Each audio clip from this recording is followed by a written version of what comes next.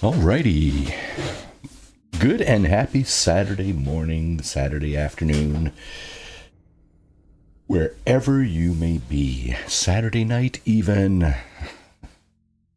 Marty here with my No Man's Sky stream of the Saturday morning cartoon. Alrighty. So, yeah, I was up late yesterday. The throat's still a bit scratchy about it, I think. Might have to pack this in early today. But anyway, up late doing The Fugitive last night, yeah. So we made some progress. We didn't find any glyphs yesterday, but... pardon me, we still have a couple left to go. Yeah, so... it's been an adventure for sure. For now, this character here is yeah, he's over 100 hours into his playthrough, and let's see what he's up to. Okay, so let's turn this off for now and check him out. So he has this new, very small sentinel going on about him. Let's see. Yeah, that's a very small specimen there for sure. Hang on a second. Let's see if we can put him somewhere where we can get a snap of him.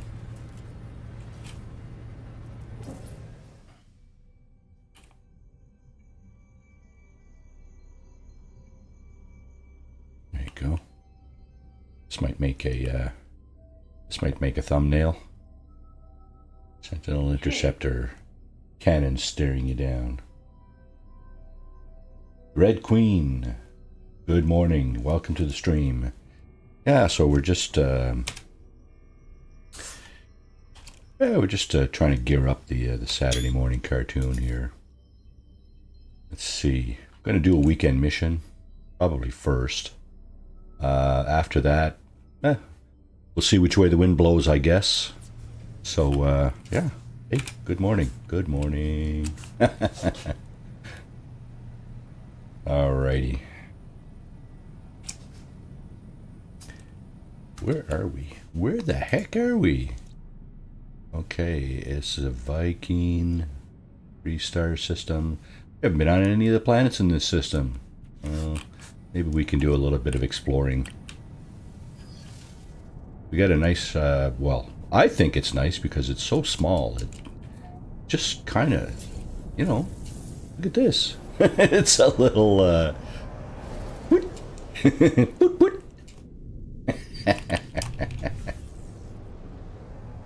it's tiny. Tiny but powerful, right? Is that it? I don't know. 358. That's with... Yeah. This guy's short of cannons for sure. Anyway, oh, why can't we call in the anomaly here?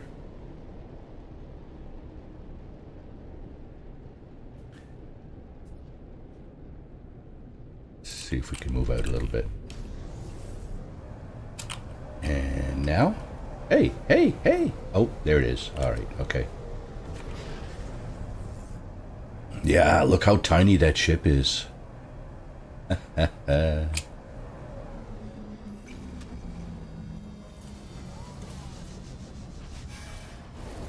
Looks like a seed. Just put a tweet out for you to come join the stream.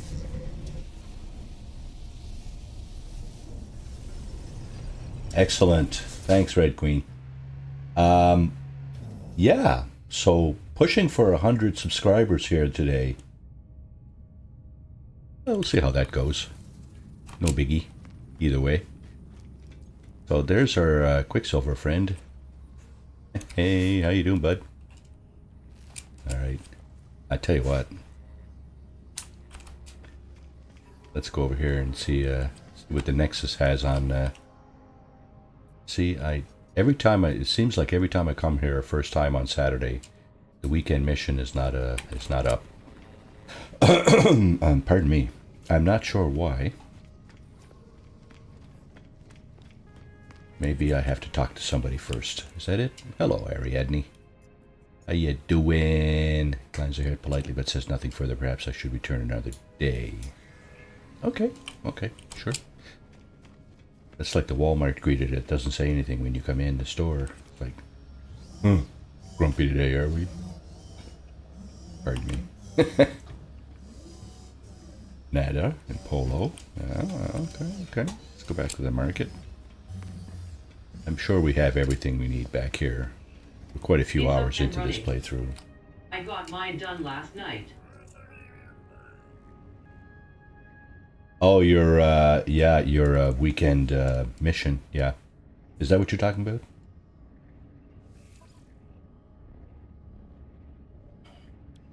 Get this. Why am I getting kicked out of this menu? Launcher. Okay, let's get that too. We got a rocket launcher there on the ship, so we may as well get the bits and pieces for it. What about in here? Do we have anything here? 29 salvage data, eh? I got half a mind to construct an underwater base at some point. But what else do we have in terms of parts that we can pick up here? There's a few things there. Decorations.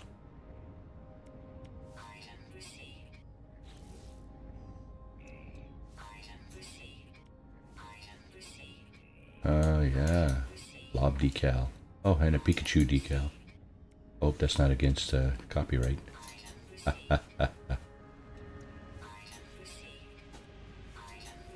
Nice if they had letters, you know, so you could spell something. Yeah, that'd be cool. Let's get all the posters. I might be able to get these from the Quicksilver dealer, actually. Some of these. Anyway, whatever. I'm just trying to gas a little time such that when I go back down to the Nexus, the mission will be there. Let's get everything exposed here at least. And this guy. Now we can see everything anyway. See what everything is.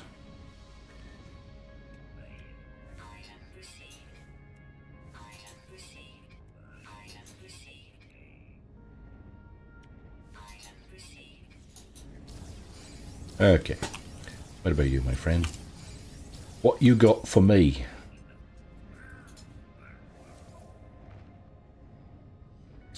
Oh, wow. Oh, I probably own a lot of this. This is a complaint that I've had for some time now. Some stuff here is for sale, the toxic suppressor and the coolant network. But just watch. I think I've actually had that installed. Coolant network, toxin suppressor. That's a bit of a burn for me because... a bit of burn my saddle. Because... and yep, some duping going on here for sure. No worries. No worries. It's all good. It's just for fun. Okay, let's put that guy there. It's fun. It's all for fun. There's no challenge yourself or do it as quick as you can. No, it's not a race. It's not a particularly challenging. It's just for fun. Lax kind of slow day, you know. Don't be jumping out of bed like your house is on fire or anything like that. You know, none of that stuff going on here. Ooh, almost out of nanites. Okay, that's fine. What about this guy? Well, for almost out of nanites, we probably won't be able to get anything here. There's not much left to get in here anyway. Yeah. Looks like we got pretty much everything we need here. What about you, Mr. Geo Exocraft Meister Walrus? Looks like a walrus, kind of. Big teeth. Giant mole rat, yeah. Same. I don't know about the same thing here, though. That might not be true. Submarine parts. Okay. Oh, that's because we can't afford that one. Thanks. Poor Marty. Okay. All right, let's go back down to the Nexus and see what gives there. I don't know if I have any data to give these guys here. May as well do that first, just to see if we get some love back. Actually, some nanites is what would be appropriate. Nope, nothing there. We should go do some exploring, so next time we come in here, we'll have some. We might get some nanites. Ask about their past. Ask about the freighters. What? Huh? Ah, you heard. Yes, I've acquired an emergency signal scanner from a distant iteration. It is yours if you wish to see the fate of those past. Okay. I knew he used to give you one probably once a week. This is the first one I gotten off him in quite some time.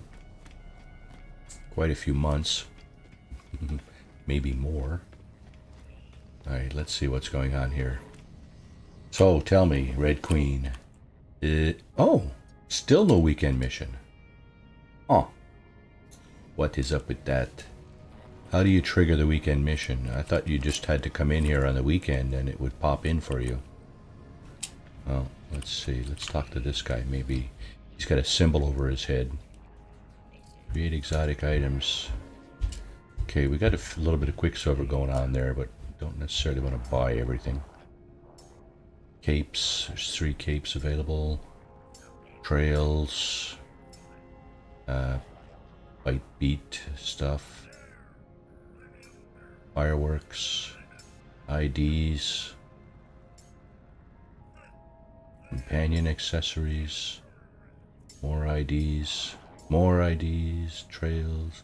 Oh, these. These are interesting, actually. These can buff some of your ship stats, if I'm not mistaken. Synthetic polymer companion for your starship's cockpit, fashioned in a likeness of the traveler Artemis. Install to an inventory slot to decorate your ship's interior. Yeah, so these guys, installed in correct configuration, could render some interesting buffs to your ship stats. Now, somebody made a video about that. I couldn't tell you if that's true or not, but because I haven't done it. But I've noticed that from time to time. It'll show up one moment, and checking back, but then 10 to 20 minutes later it shows up. It looks like it's on a cycle. Okay. I'll go back and check that in a moment. I want to get something here, though. I'm not sure what, though. I want to get something maybe that will be nice to put in a base. I'm going to be doing some base building at some point. Probably very near future. Probably going to be doing like some on this stream here, like probably an hour of shenanigans, an hour of base building, and then an hour of something else. I don't know. But we'll probably start or finish the stream with a little bit of base building. I'm going to try to learn how to do some of the glitching that people do, just to kind of, so I can, you know, shape things the way I envisage them. Pocket reality generator, fireworks, statues. Okay, I think I got most of the gold statues. Alright, that's good enough for this guy. I think I got most of the gold statues, but maybe I'm not a gold type of person, so still not there. Look at that. What's up with you guys? Okay, I tell you what. Let's go up and talk to these guys. See if that'll help. I finally got my base built yesterday. Before they started with the Expeditions update on PS4, I plan to do a bit on it. Awesome. Base. Yeah, there was a bit of an issue with that, wasn't there? The update for PS just came out yesterday, didn't it? Nada is always happy to see new eyes for our small convergence. We are happy aboard our home. He's not really talking much. And maybe this is the guy I need to speak to. You already know what we need, I think. Ah, okay. Somnal dust, ancestral memories, and liquid sun.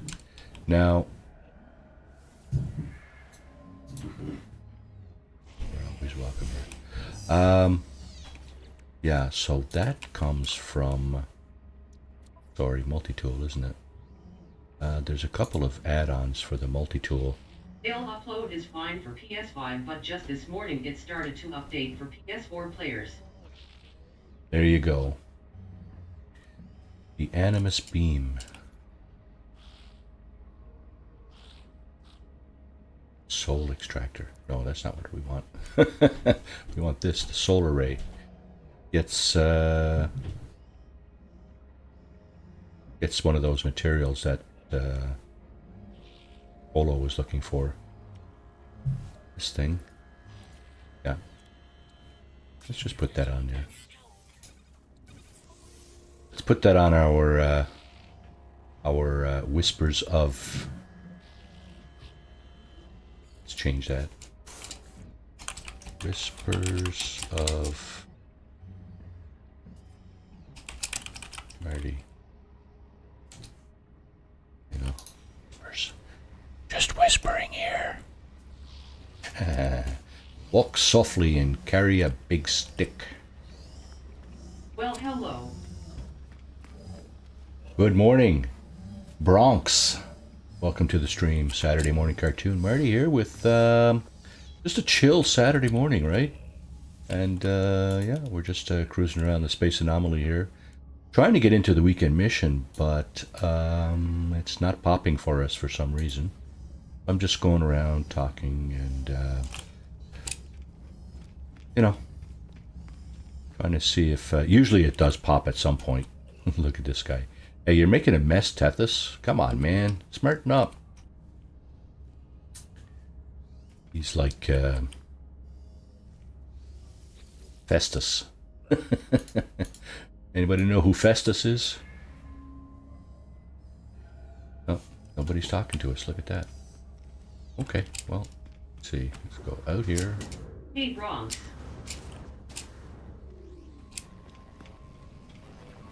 Oh, up late last night doing The Fugitive. Look at this. No weekend mission. No weekend mission. This is Saturday, right? Tell me this is Saturday. I'm not off on a different time warp here. Hi, Queen. I think I have the smallest Sentinel interceptor ever. Did I upgrade this? I did. S-Class. Okay, good. Yeah, I've never found an S-Class interceptor. I've found lots of A's. So, I've upgraded a few of them to S. That is one of them. So I'm wondering, who else do I need to talk Just checking to? your invite. Very interesting. Oh, so we have a... What, did you say Twitter? Is that what you said? Notice...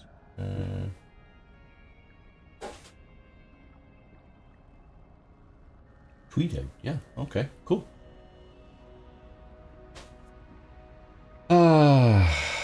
Yeah, it's just a very chill Saturday morning stream. Had a pretty late night last night doing the Fugitive run. That video is, I think, available now up on my channel. Yeah. You know, I often recommend if you're going to view past streams, you might want to speed it up a little bit by 1.25 or 1.5, because they tend to be a little long, and it's you know, I don't have any timestamps on them, so it's hard to say what it is that goes on and where it goes on in the stream. So yeah, you know, by all means, have a look at some of them videos. There was one from did I upload that? I had a Twitch stream last week where I finished up the Fugitive Run, and I was on a planet where it had these anti-gravity storms. It was a lush planet. It did have sentinels, and I think I needed 2 glyphs, just like last night. I needed 2 glyphs, and so I ran around.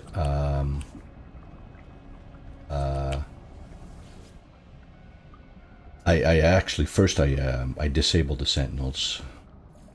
So this is the backpack that you get for the sentinel update. When you go to the sentinel encampment, there's a terminal there. The first time in your playthrough that you interact with that terminal, this is a potential reward, I guess, that you might get. These other ones are, I think, expedition rewards. This is the standard backpack here, and I kind of like this one actually. This one isn't too bad, but I just like the, you know, that one there. And this is kind of what it looks like.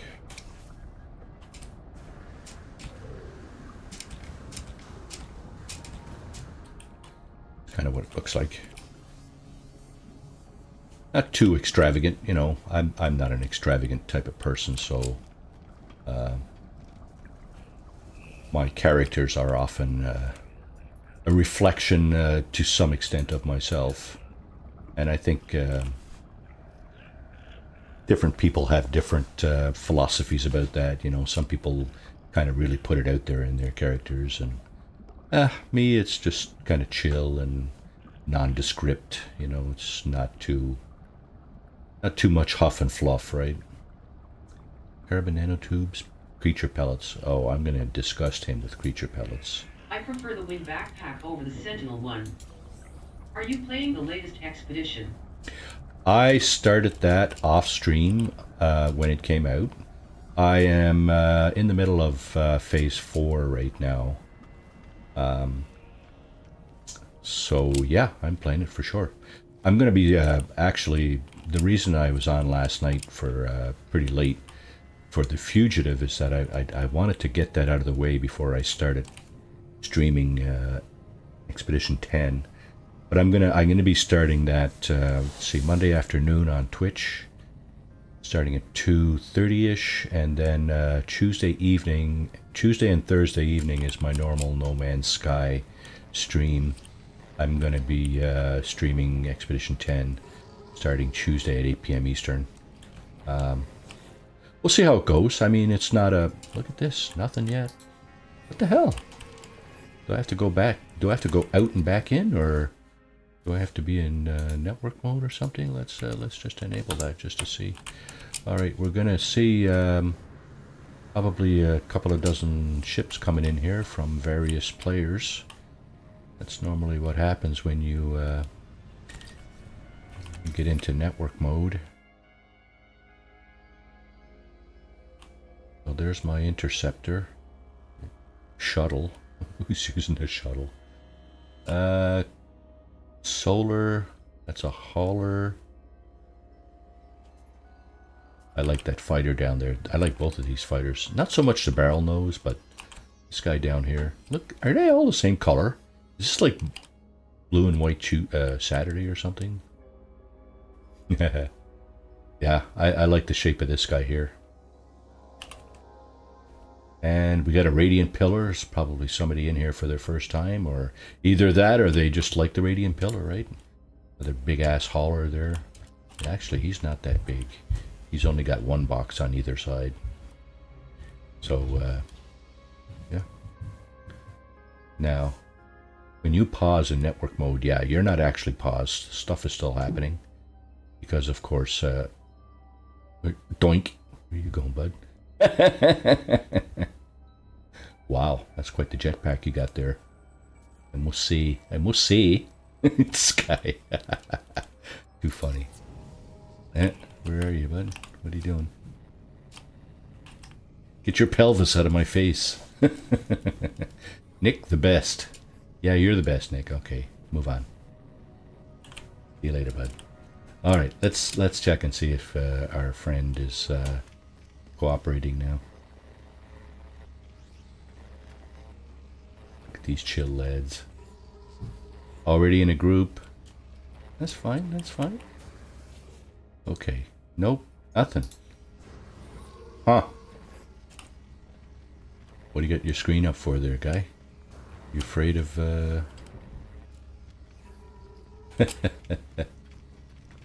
Oh, what's this? We got a Nick the Best is communicating in Cyrillic alphabet, according to down on the left side of my screen there. Russian or Ukrainian or Bulgarian or something like that. Cyrillic. I can't translate that, unfortunately. Shields up, Captain. Shields up. Did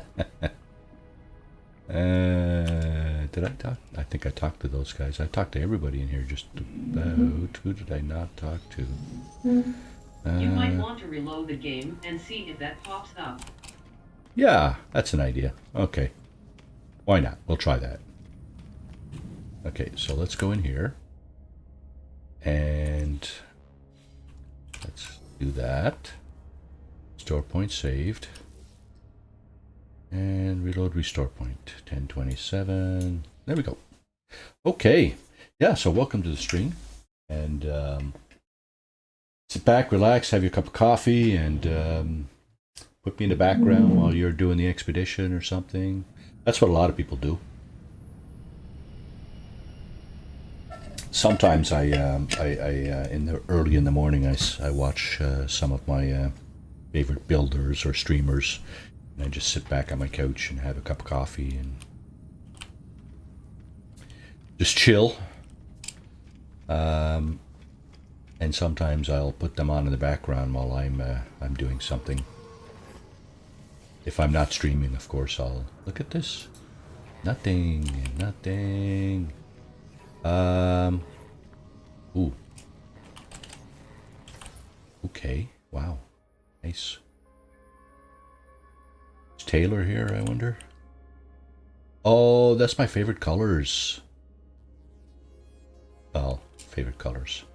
It's the colors of my my characters. What? Don't believe me? Come on, really? That's my colors.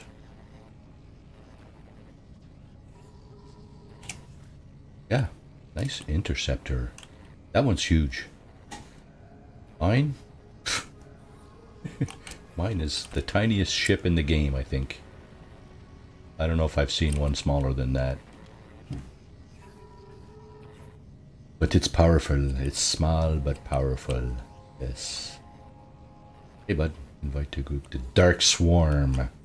Hey, Dark Swarm. How you doing? And nothing. Okay, so I talked to them. I talked to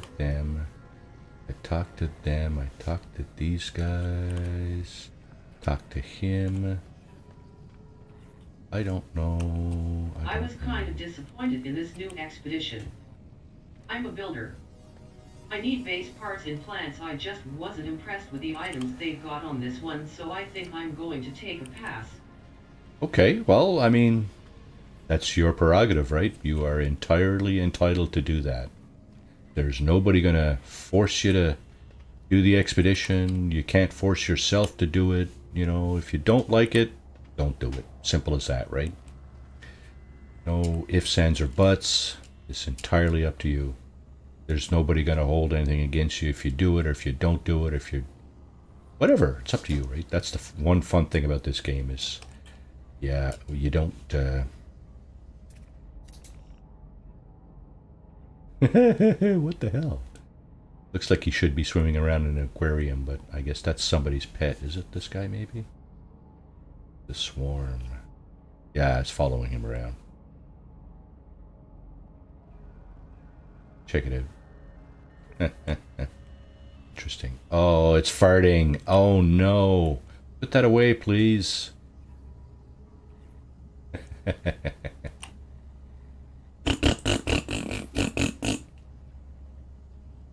Yeah. I think on the planets where you find these things, if you go to that plume of smoke, you take on some radiation or toxicity or something, right? Is that possible? Over here, over here, over here. Hey, doing the poses.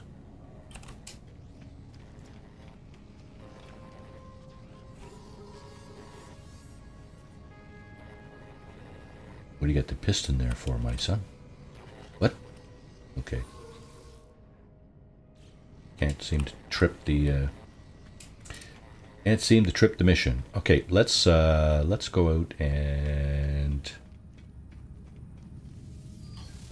out and explore one of the planets in this system.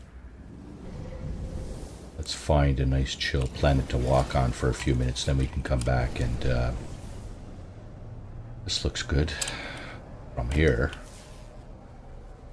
And aggressive sentinels. Do we have a sentinel?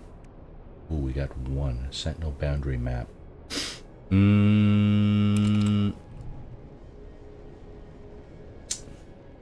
Okay, we'll keep that one in mind. That one got a storm going on there. It's got ammonia. And this one does not want to divulge its secrets. Looks like I gotta get a lot closer. There's a planet I discovered that is all pink. So I named it for Markiplier for his birthday. Decorated the portal. And yes, it's got these little farting flyers. Okay, why? Oh. Nice. What is this?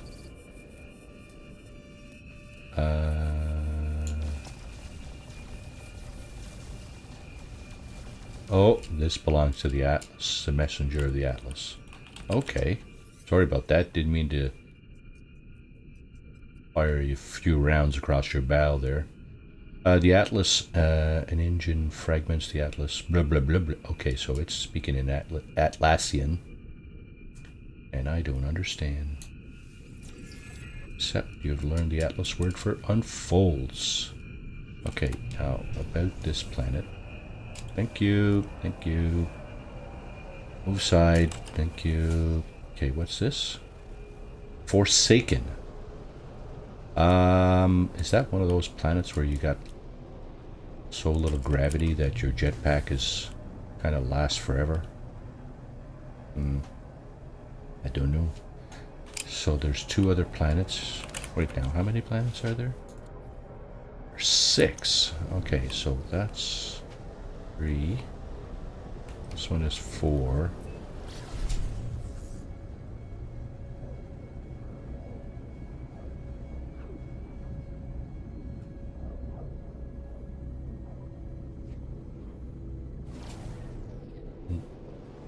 Insufficient fuel for the luminance engine.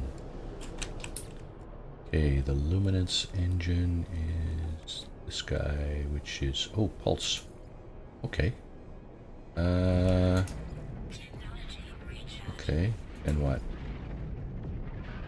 Pulse engine, radiant shards. Okay. Are you gonna show me what you're made of? Yes, you are. Gotta go into first person for some reason. Decaying nuclear planet, eh? Okay, that's 4. This is the one we were looking at earlier, right? Nauseous. Ammonia-ridden bead. And there's this thing. Cargo probe. Uh-oh. I think I'm in trouble. Are we gonna get a, Oh, I thought we were gonna get an interceptor fight here. Dang it. That's all good. Bladed. So that's a glitch planet, I think. You know what? I'm kind of wondering what kind of glitches are down. This ship is really loud. Is that like overpowering sound of this ship? Because if it is, I'll turn the volume down. Object of interest, eh? What are you peddling, my friend?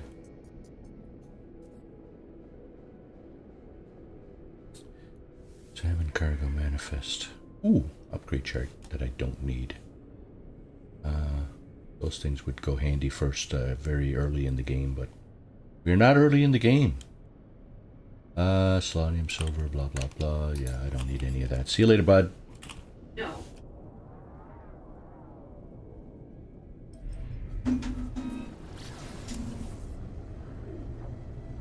Hey, planet, eh? Nice. Fighting flyers. Too funny.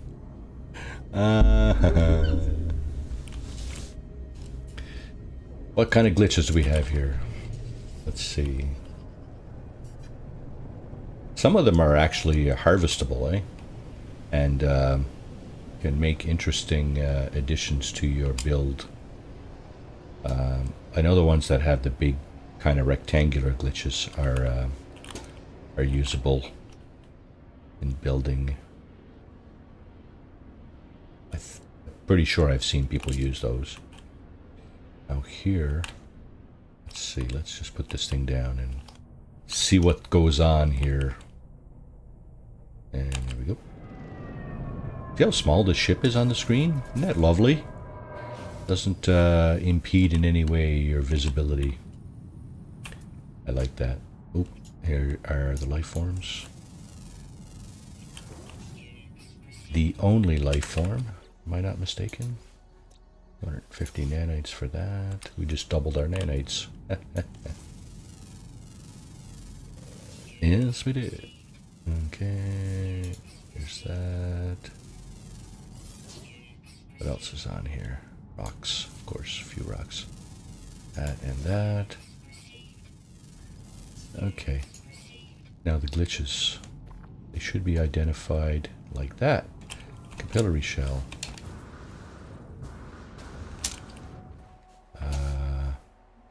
We have identified, unidentified stuff here. And the capillary glitch is this thing? It is, okay. And you can actually just pick that up. On a computer, it's push down on your wheel mouse. What else is in here? Exoberry. Pulpy roots. Now, glitch planets don't normally have storms, I don't think. This thirsty clouds, sentinels are frequent. Yeah, not usually a lot of storms on these planets. Hey, I like big ships. I was raised around big vehicles. That's just how I do. I have a white jackal solar ship I call Cadillac Dreams. There you go. LOL. Yeah, and it's all a matter of preference, right? Whatever floats your boat. Pardon the pun, floats your boat. Yeah, okay. Whatever floats your boat, you know, do it, right? If that's what you like, do it. That's another beauty of this game. There's a lot of there's quite a bit of variety, and there's something for everyone here, right? I kind of enjoy that aspect of it too, right? Just in the space station there a moment ago, I mean, you could see people have all kinds of vessels, right? And it's not a question of who's as biggest, smallest, brightest, colorful, blah blah blah. It's whatever you like, you do, right? You do you, and that's the key. Yeah, I was actually kind of raised around big vehicles too. I grew up in a mining town here northeastern Canada, and yeah, my youth, mining, you know, very large vehicles, trust me. Biggest, the biggest, this company had the biggest, I don't know if they went out of their way to do that, or, but they had some of the biggest mining trucks in the world, and of course you got all kinds of, you know, loaders and drills and shovels and all kinds of other stuff to put the ore into these very large trucks, right? So yeah, I mean, but you know, you're influenced by certain things, right, in your youth or whatever. But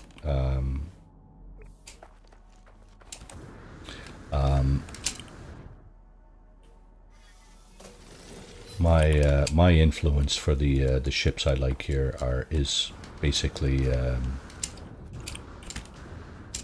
how visible is the rest of the screen. I want to see what's on the planet's surface. I want to see, you know, I want to see around the ship. I don't necessarily want to see the ship. I mean, where is the ship?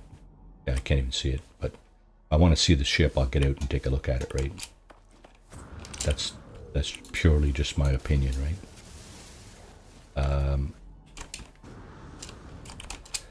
Yeah, so that's kind of the deal for me. I wonder, can you dupe these? I should try that.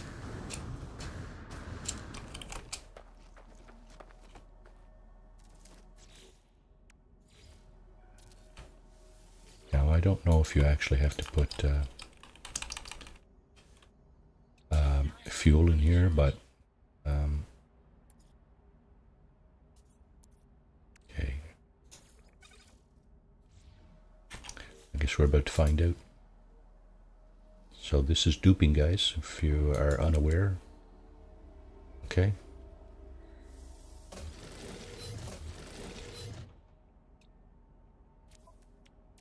Do I have 10?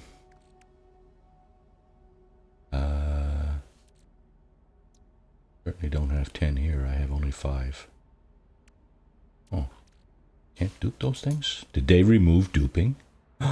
No way.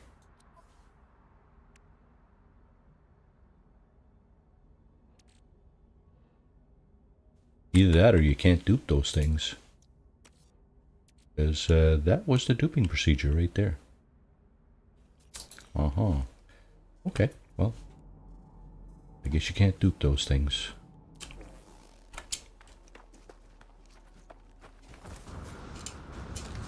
This is it here, is it? Yeah. It's the one with the pinkish inside, I guess.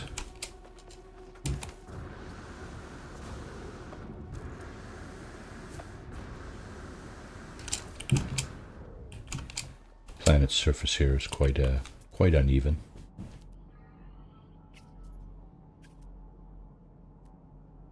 Okay.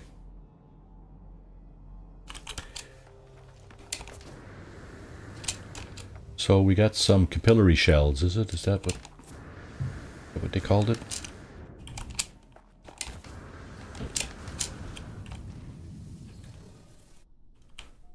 I didn't even change the name of the ship yet. It's called Burned. Look at that. How tiny is that at all? I said 6 planets, right? So this is 1. There's 4 more. Where's the last one? Okay, so what do we got? Is there any way to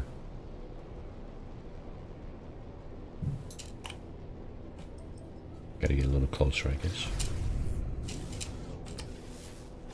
So this one is the abandoned planet. It looks like hot to me. Cactus sort of gives me the notion that it's hot.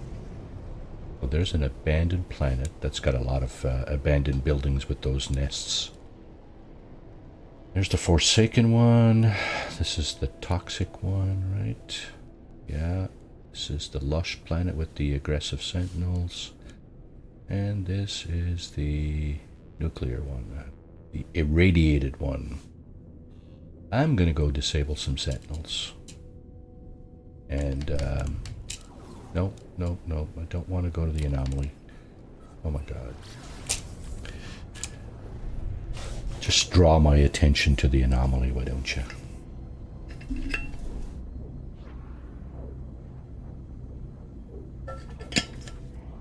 Actually, let's go in and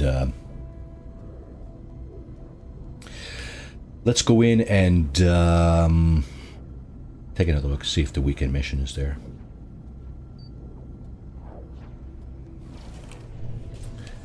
So usually on this stream, I would take care of some housekeeping first. You know, bring in my my frigate missions and go to my settlement and, you know, do that business and then so on and so forth. But I thought that was kind of a little too much routine, not enough shenanigans. So what do we got here? We got a bunch of solars. I never really did catch on to the solars, you know. I don't, you know, they're big and...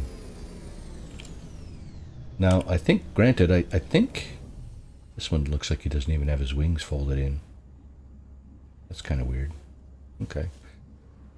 That's a huge ship. Holy crap. Explorer with the very large... oh, look, another one. Is that kind of like mine? No, that one's bigger than mine. Yeah, that's more tanky, for sure. Big baller hauler. Isn't, yeah.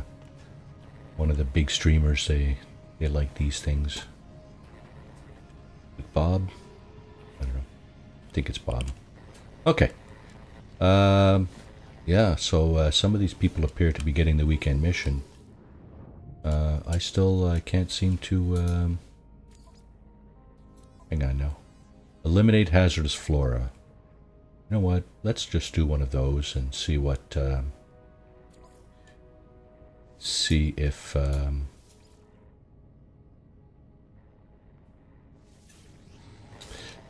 see if when we get back the weekend mission triggers. These guys are really big. Okay. Now, in case you're not aware, I'm sure you are, but see that timer down the bottom right? That as soon as you select a mission from the Nexus, that timer starts, gives you about 1.5 minutes to leave the space anomaly. If you don't leave, the mission aborts. I think I've had that happen a few times. So,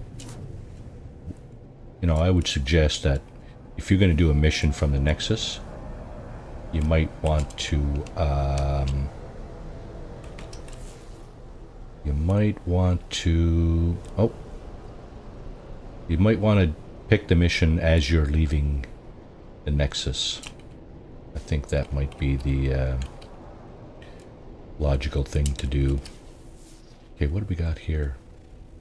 Lost blue planet. Activated indium, dioxide, and sodium. So dioxide normally found on frozen planets. So let's just see if our cold protection is where it should be. No, it is not. It's the toxicity. Let's put the cold protection there.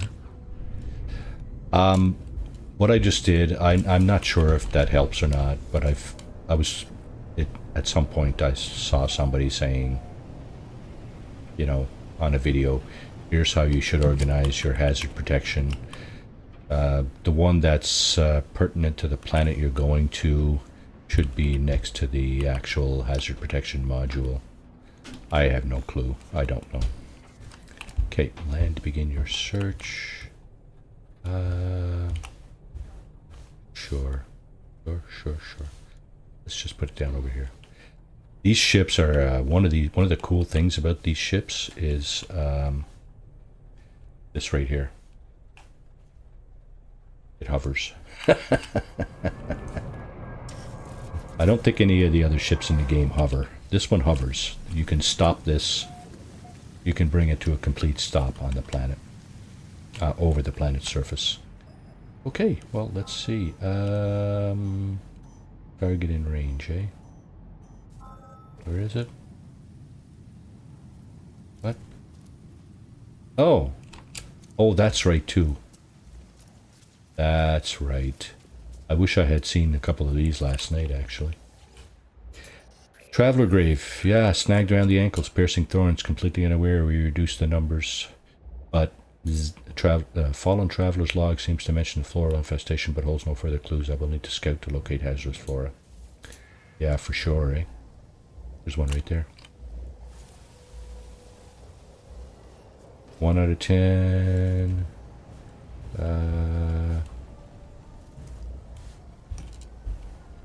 Somebody else is coming down here. Somebody else is doing this mission. That's for sure. I just put a tweet to ask others if they've been having the same problem you've been having with the weekend Quicksilver mission not popping up. This has been going on my in my game forever, for I don't know how long. But no biggie. It does eventually pop up. It's just quite often when I first go into the Nexus, it's not there.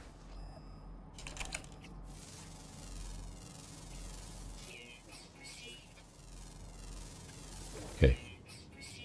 Now that I've scanned you, will you go away? Okay, there's another one kind of right there. Where is it? Is that it? That is it.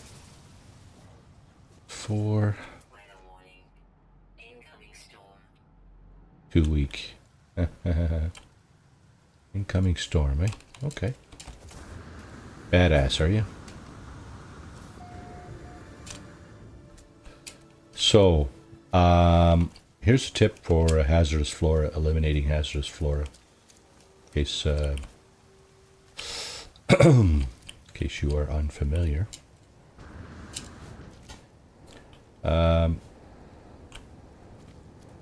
And of course, getting into a cave like this, you get out of the hazardous weather as well, right? So, double tip, I guess.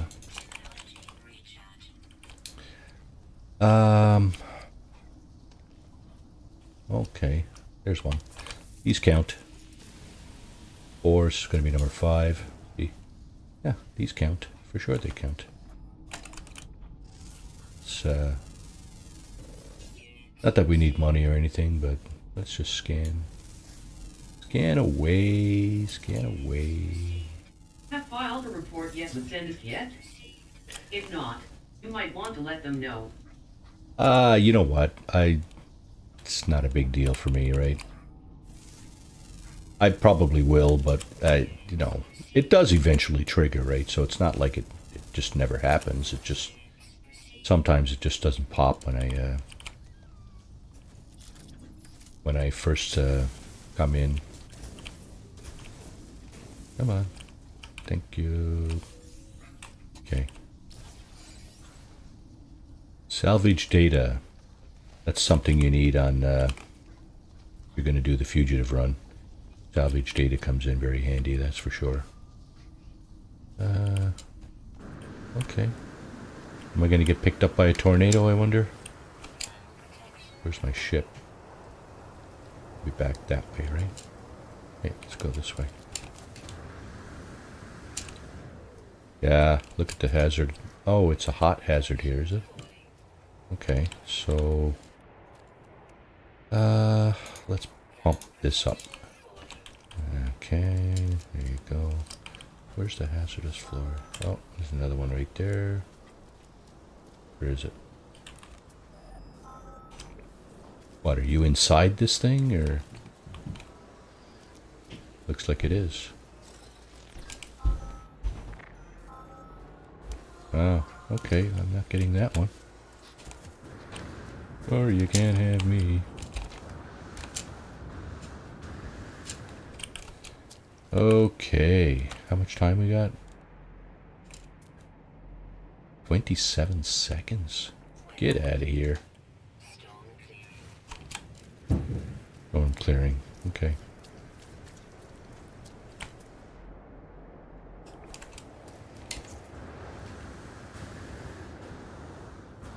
Look for caves.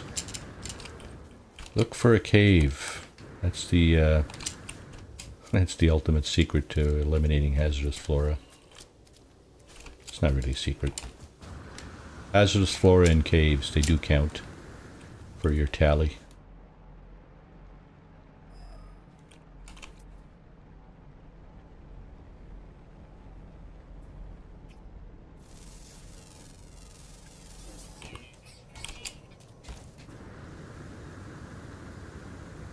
Looks like somebody's been here and has taken care of all the hazardous flora already.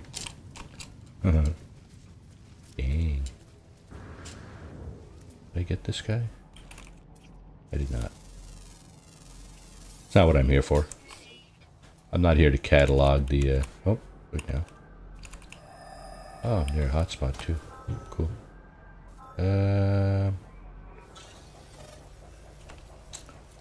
Okay, so there's one there, there's one there. That's two more. Did I just fly right past these? I think I did, eh? Mining beam. Thank you. And this guy here, Mr. Whippy Snappy.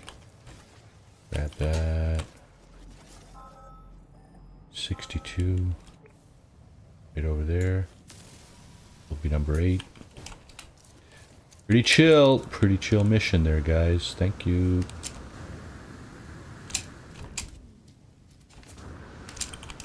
Okay. Ship's over there. What, am I standing on it or something? Where is it?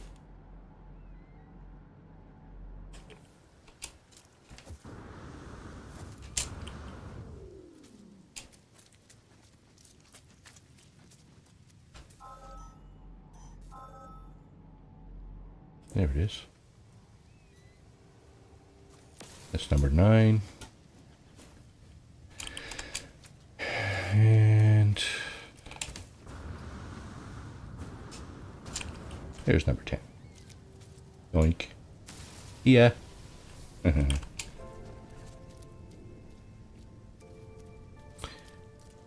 That was that. We have avenged a traveler.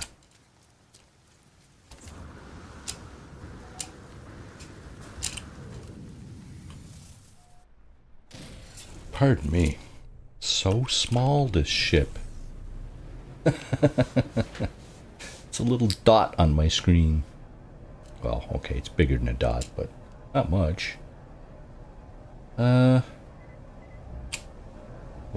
Oh yeah, that's right. It shipped us off to a different system, right? So we gotta summon the anomaly again here. And bada boom. I think we're getting a hypercore for this, right? Hypercores are always useful. Yeah, so you can't dupe the glitch, eh? Oh.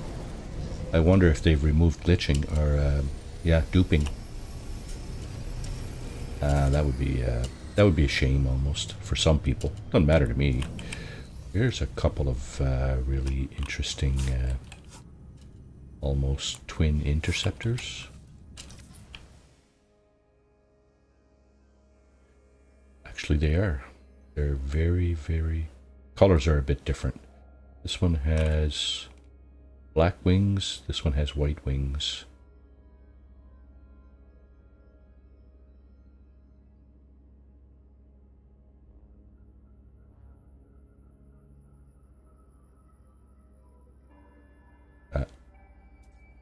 Very, very, very similar.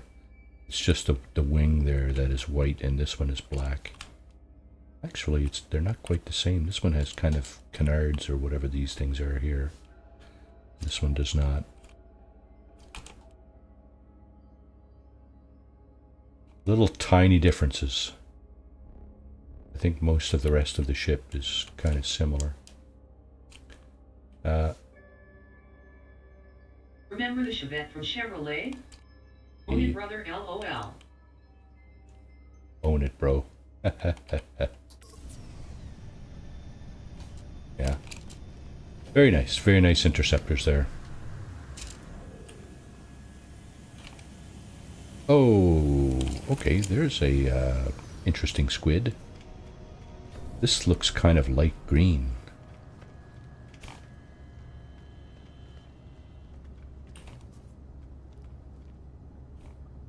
That's quite nice, actually. Those are my colors. I wouldn't mind having one of those.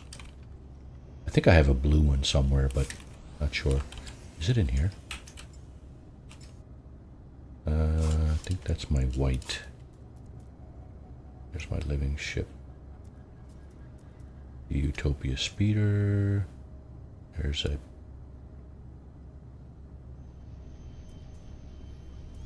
guppy exotic with a tall tail wing. A couple of more interceptors. There's a big interceptor there. Yeah, I think that's the white squid exotic that I was using on this playthrough forever. All right, let's see if the weekend mission triggers for us this time. Oh, there's a nice living ship. Those are huge too, eh? I didn't realize how big they were. They're really big. Holy crap. But they're really cool. So, got some videos about that too on my channel. You need to get something over at the Quicksilver dealer to kick off that stuff if you want a living ship. Complete mission, yeah, for sure. Let's go. What did we get? Some Quicksilver, Warp Hypercore, and that's it. Eh? Kicking a butt. There you go. Get out. And still nothing. Okay, I guess Marty doesn't get a weekend mission. Okay. Sure. Let's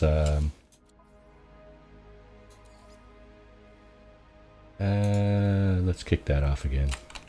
Okay. Maybe it'll kick. Maybe it'll spark this time. Nope. Will I reload again?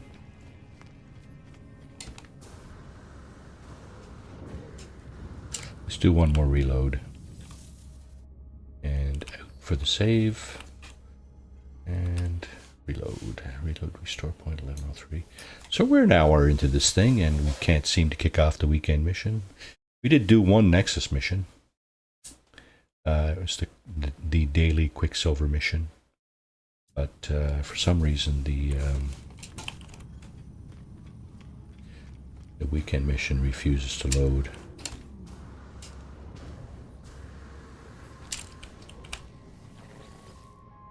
Nope. Nothing. Okay, that's all good. Not too worried about that. It's probably a mission like so many others we've done.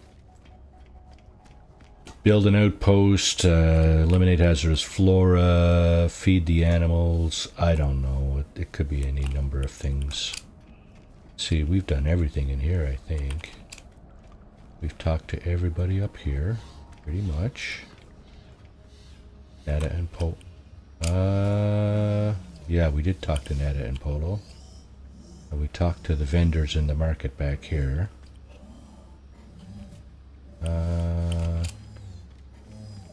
We've addressed those terminals. We've talked to these guys. Is there anybody we didn't talk to? I don't know. Alright, well then. Let's do something else a little interesting, shall we? Your bases. Actually, let's... Featured? No, featured is not available. Huh? Oh, it's because I'm not in network mode, yeah. Right. Yeah, so actually... Yeah, this mission is the Flora Elimination mission. The weekend mission? Is that the same for everybody? Or does it kind of cycle through?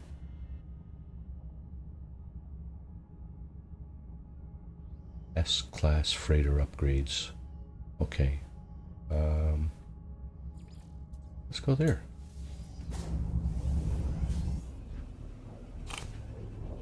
We'll do a derelict freighter run since one of our anomaly people were nice enough to give us a beacon.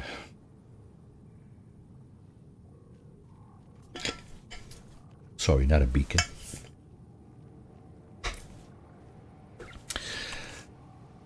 A beacon finder, I guess. Yeah, see, this is another glitch planet here. And I'd be curious to know if I can... Same. Okay. That's a little odd, you know.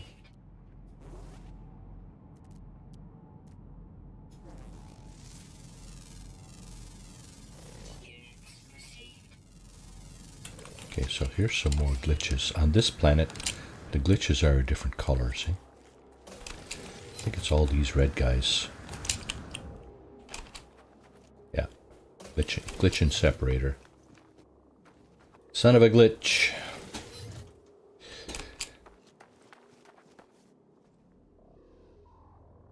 Who was it has a song like that? Son of a glitch. I saw him at our music festival here last year or the year before. No, a few years back. Saw that concert.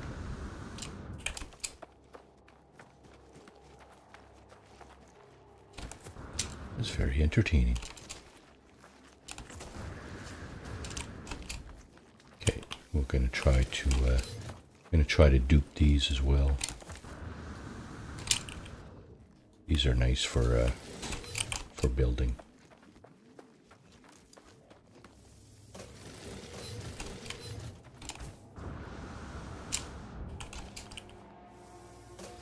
You tip them down, they make nice steps. Or whatever. I mean, whatever your imagination kind of, wherever your imagination steers you, that's all good, right? Hey, what's going on over here? Oh, that's my base, yeah. My ship.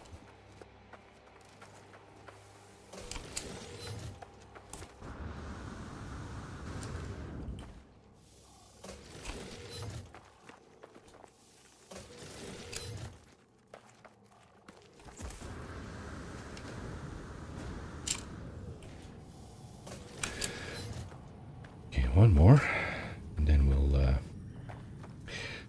try the derelict freighter run here. But first, I want to see if I can dupe these.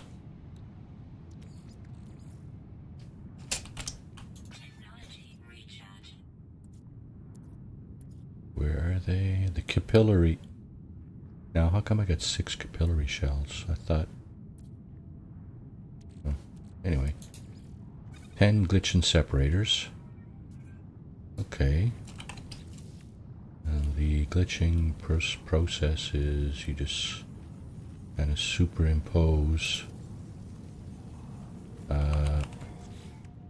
refiners upon each other like that, right? And then when you pick them up, like this, you pick up for each one. Oh, this one is working. I'll be damned. And yeah, look at that. Got a bunch in here now.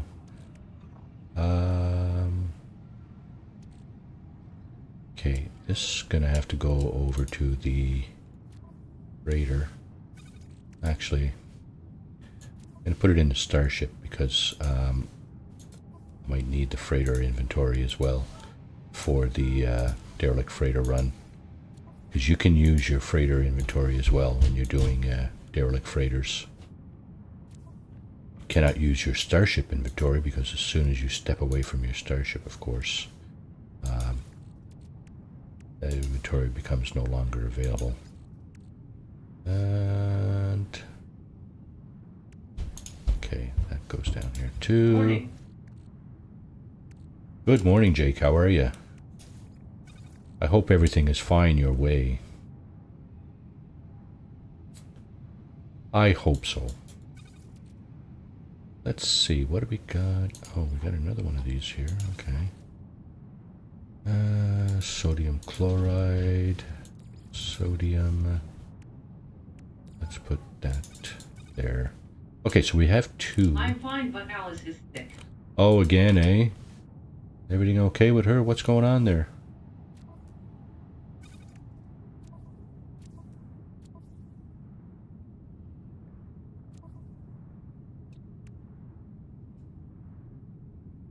Stomach bug or... Oh, hope she gets better soon.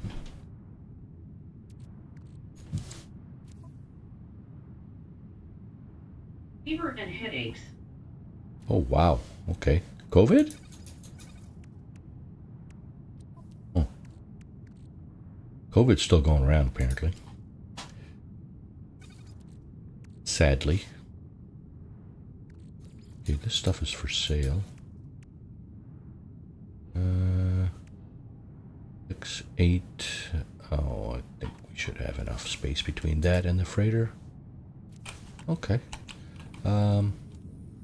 Okay, let's just do a quick restore point and get up and find that derelict freighter. Yeah, so we weren't able to glitch the clamshells there, but or whatever they are. But the glitch and separators we were able to dupe. So keep that in mind for a future build. Expedition is out. Welcome to the stream, Delta Spartan. And welcome to the stream, Jake, by the way. Yeah, it's been a while. Okay, let's see. Alright, let's trip this. Then we go into Pulse. We're gonna find the derelict freighter here in a moment. Yeah, so I got one of these emergency signal scanners. I got one off out of the Space Anomaly. Oh, that's chicken pox or measles. Measles, I think. I think that's what they call that in English. Different words for the same disease in French and English. I think it's measles. Yeah, that's nasty. Okay, so before we go in here all the way, I'm going to preserve this little thing right over here in my personal refiner so that the game doesn't take it away. Not like I can't afford to buy more. I mean, seriously, Marty, come on. Headache and what, you say? Fever and headache. Jeez. Hate seeing children suffer. Probably because I know what that's all about.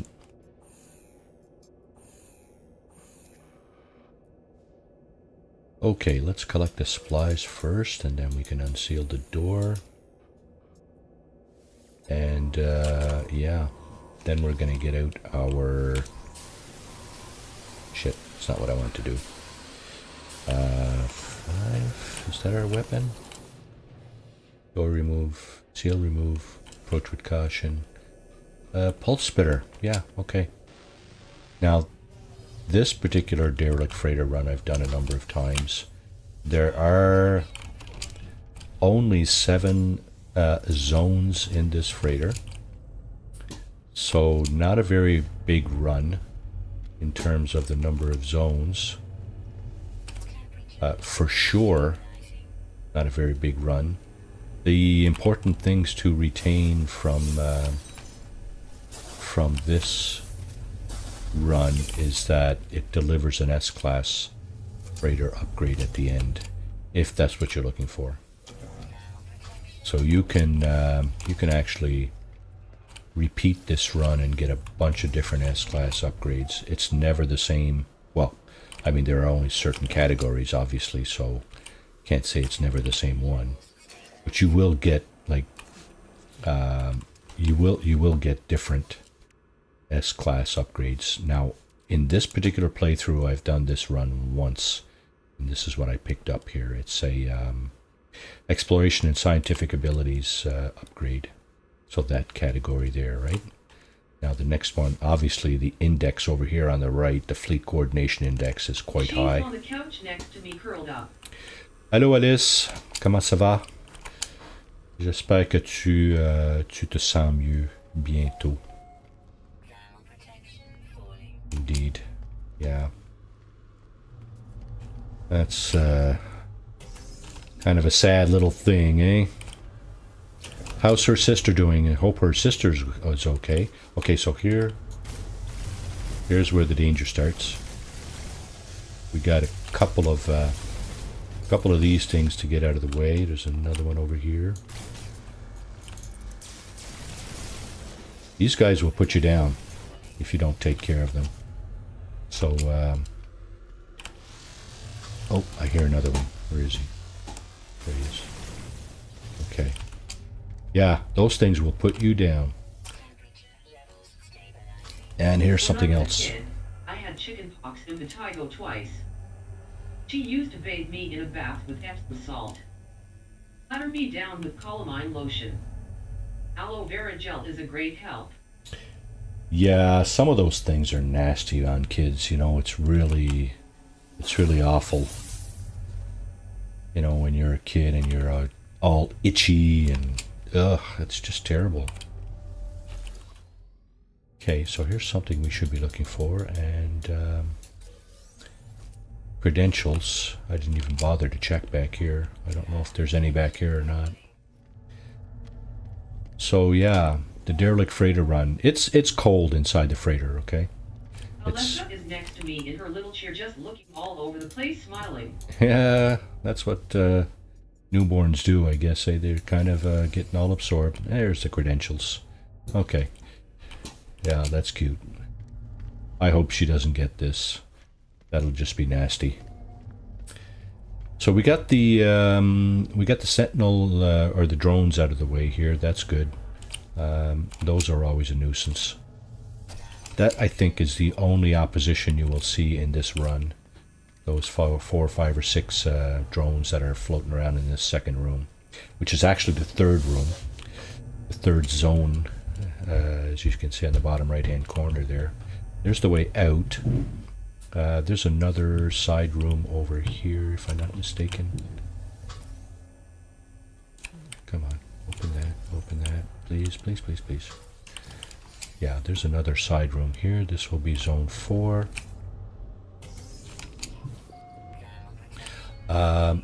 These guys here are not much trouble. There are major 4. Oh wait, now there's more drones in here.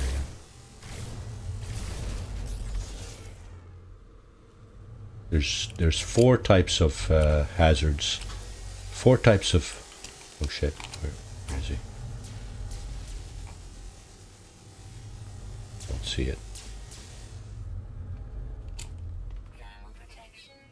Yeah, let's go over here and turn on a heater. There's 4 types of opposition you will get inside of a derelict freighter.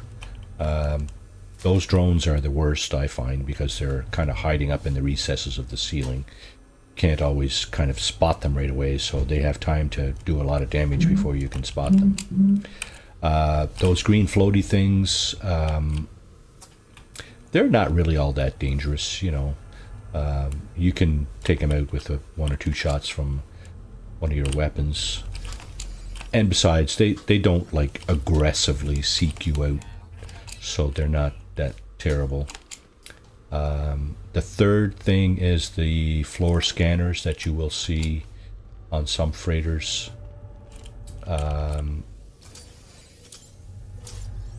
It's just a beam that sweeps across the floor. You just got to stay out of the beam, because where the beam is emitted, there is a turret, a laser turret. So yeah, so if you run across the beam, you will The turret will start shooting at you. Basically, it's the turrets are on the ceiling, and the beam kind of sweeps across the floor back and forth. As long as you don't step in the beam, you're fine. The fourth and well, worst might be the worst if you happen to trip them or trigger them. It's these nests that you can find on some freighters, and they're triggered by proximity and motion. So the closer you get to them, the more of a chance they have of spewing out their evil seed. And the closer you get and the more motion that you pass by them with. So what I tend to do is I go by them very slowly, and I make sure that if they start, if it's looking like they're gonna trigger, I stop. So those nests, unmistakable, they hang down from ceiling to floor, and when you do trigger them, a bunch of these little critters will come out and spit acid at you, basically, for lack of a better word. Now this is the way to the final location, the final zone, right here. I'm just going to go around the room here, see if I can pick up a little bit of extra loot, and turn on a few heaters. So there we go. There's some loot in these rooms. There's a closet here, so this is zone number 6 right here. The final zone, like I said, is past that other door. The doors with the green symbols on top, that leads you to the next zone in the sequence. So for us it'll be zone 7, the final zone. So in this room we have the secured captain's terminal. Okay, so here is a typical beam here. This is the beam I was talking about. So we have 3 of the potential oppositions to your freighter run in this freighter. This is just sweeping back and forth, right? So you can just walk right on past it, right? And nobody's the wiser, right? Here we have another one of these. And of course, like I said, in this particular zone we have the captain's the secure mainframe, where you will find the captain's log. So the credentials that we picked up earlier off that little data pad, this is where you use this thing. That first question there, where's the captain? I always answer deceased. I don't think it matters what you answer. You will be asked for those credentials here in order to continue with this particular part of the run. So read captain's log. What we're doing here is we're reading it, but we're also downloading it. This is just lore. I've seen this probably a dozen times. There's probably a number of iterations of this lore, different types of lore depending on the ship. Yeah, first time you play this, by all means, check out the lore. It's part of the game, so why not, right? Okay, now we're levels, yeah. See, the blue bar just shot over to the right. That's because we're standing next to a heater. Here is the final location. Again, we got one of these guys here, one of those guys. They are not difficult opposition. The most difficult ones are the drones. The nests are also difficult, especially if you trigger them. You just have to be aware that they're there and try not to open up the critters there. I mean, if you want a little bit of fun shooting critters, hey, trigger the nests. I've done that a number of times. It's not a, you know, compared to the drones, the little guys that you that are released by the nests are not nearly as dangerous. But they're all over the place, right? That's the thing, right? They go all over the place, and I'm not sure if you have to actually finish them off or not, but I usually would. Okay, so here is the final engineering control terminal, and this is where you get your prize. If you're looking for freighter bulkheads, which are basically storage augmentations for your freighter, you can choose that. What we're going to be choosing today is a technology upgrade. So this will be an S-class upgrade. There's a guarantee on that. There it is. Fleet fuel unit.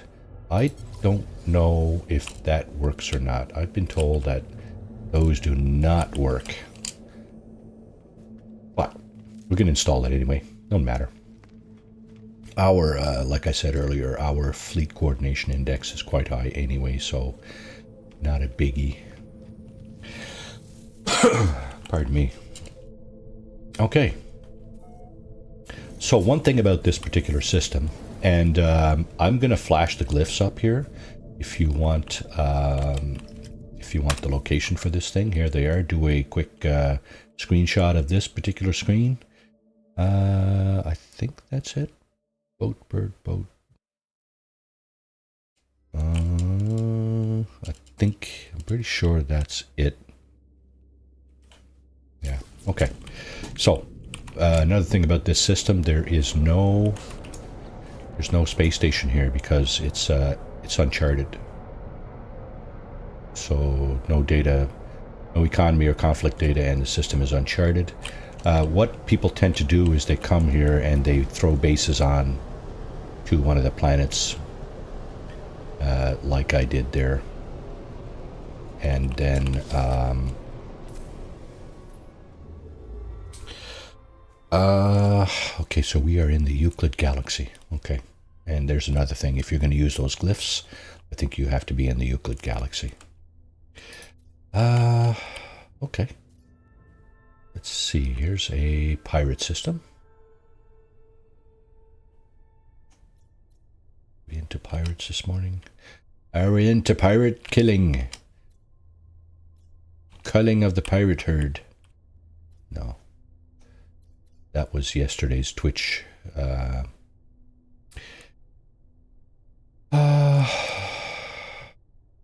Yeah, that was yesterday's Twitch stream. That was not the fugitive, but the bounty hunter. So our friend Beeblebum, who also has a page, a channel, very successful one, has issued or has taken it upon himself to create a few challenges for himself, which have kind of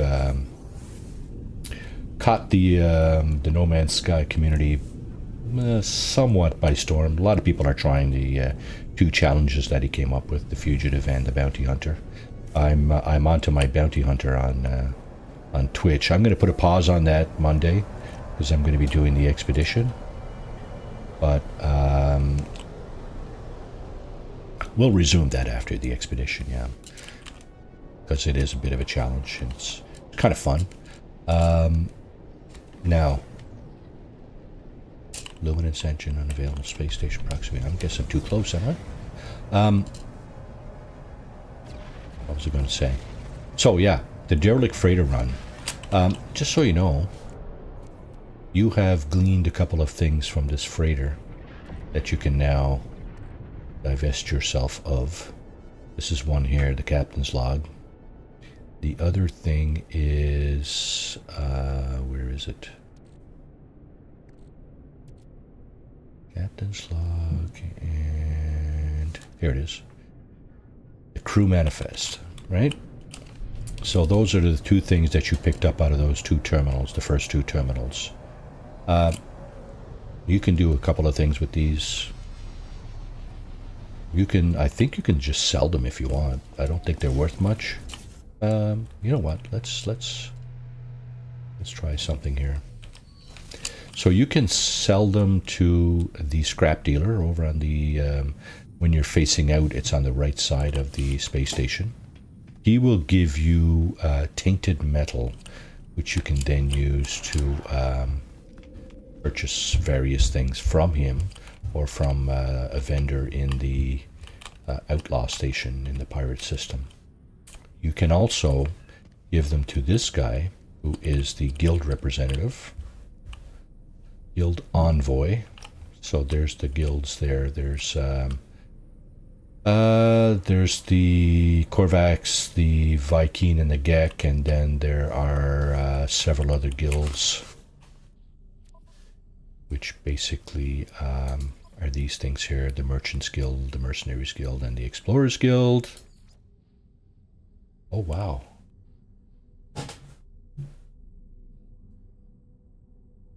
Ha! I would be finished. In this playthrough, I would be finished a bounty hunter run. I've killed 323 pirates. Be right back. Okay, Jake, take care. So I was just wondering if you can actually just sell these things. I think you can, but I'm not... Are they gonna pop here? Yes, they are. And you see 977 units. Really not worth much, right? Worth the paper they're written on, basically, or the tablet they're written on, I guess. So really not much.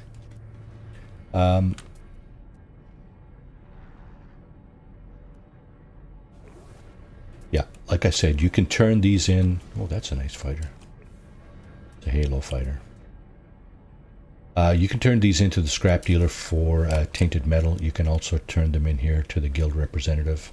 He will give you standing amongst the local dominant life form, I believe. Crew manifest, you get standing increased by how much? 2. Okay, by 2. And if you give him the captain's log, I think it's 5. Donate the captain's log, and it's standing increased by... Okay, my mistake, it's 3. Yeah, so you just increased your standing amongst the local dominant race by 5. Altogether, it's a total of 5. If you're looking to increase your standing, that's one way to do it. We also have a bunch of stuff that we've picked up out of the derelict freighter in the various bins and lockers and chests and so on. We can get rid of this, fusion cores, Marvel cores, why not? Let's get rid of that. Just making a little bit of space here in my inventory. This is the tainted metal I was talking about that you can get from the scrap dealer. Exosuit expansion unit ×2, eh? Nice, nice, nice. Hypnotic eye. I'm just cleaning up my inventory here, that's all.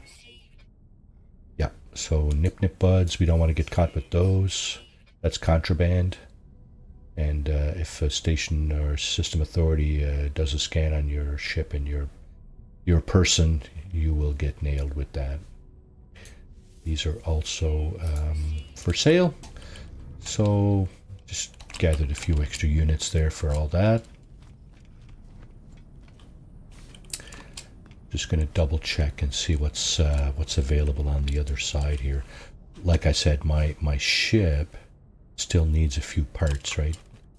Be nice to have some photon cannon upgrades. Can I make a solar mirror? I can. I think I can fix this thing now. Right? Okay. Yeah, photon cannon upgrades. I think indium drive, emergency warp unit, black market upgrade for the... Yeah, a couple of hyperdrive upgrades would also be nice.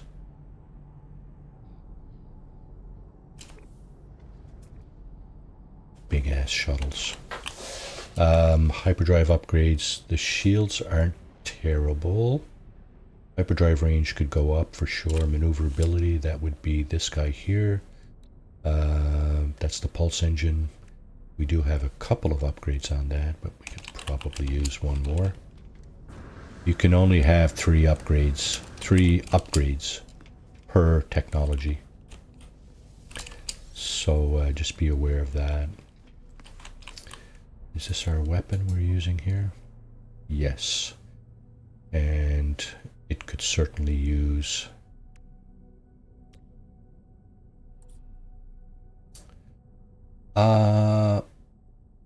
it could use Scatter Blaster. Yeah, our Pulse Spitter has got the 3 upgrades. This is what I was talking about, right? Supreme upgrade. This one and this one are in supercharged slots. Brings up our total damage over 10,000. I'd like to get a couple of Scatter Blaster upgrades. I don't need this thing here because I think this thing, Sentinel modification, is only working for the Boltcaster. So, how many nanites? Oh, I spent all my nanites. Oh, dang. Well, I got 1,200. That's probably enough for a couple. But I don't want either of these, because I'm pretty sure...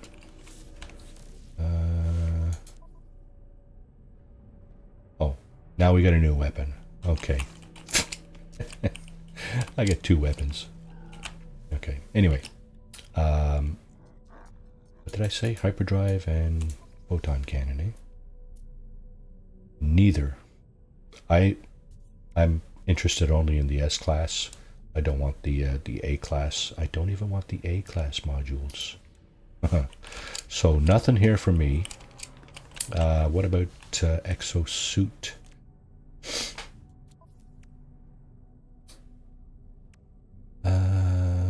Supreme, X class. What? You only got 2 jetpack upgrades? No. Supreme, and X class. Okay. We do have 3. Let's move this. Oh, that's supercharged. I see. Okay. Let's shift this around a little bit like that. So we got Supreme, and X class. Almost 300 jetpack tanks. 300%. So I think that may be better like this. Not entirely 100% sure. So okay, I think our exosuit is fairly complete. Yeah, I don't know what else to put there. There's our ship. We're not... I don't think we have any storage augmentations for that, but we don't really need any anyway. Our technology again is hyperdrive stuff that we could probably add to it, and the photon cannon stuff. Maybe one more pulse engine module. Upgrade, let's say. Yeah, so that's it for the derelict freighter run for this thing. And what we're going to do is we're going to go out and summon the space anomaly again, just to see what gives. There's that Halo fighter again. C-class ship is not really anything to write home about, but got a fancy color to it. Looks different under here. Maybe that's just a light. I think it's red. Red or deep orange? I don't know. Hard to tell from here. Lighting in these stations is a little... it looks deep orange from here, but could be red. Anyway. Let's go out in space and summon the anomaly, and then we can check out and see if the weekend mission is available. First though, I want to see what this looks like. We do have a moon here. It's around what? I think it's around this guy. Which would be the big one, right? This guy. Yeah. There's the moon. Oh, okay, so it's a little edit there.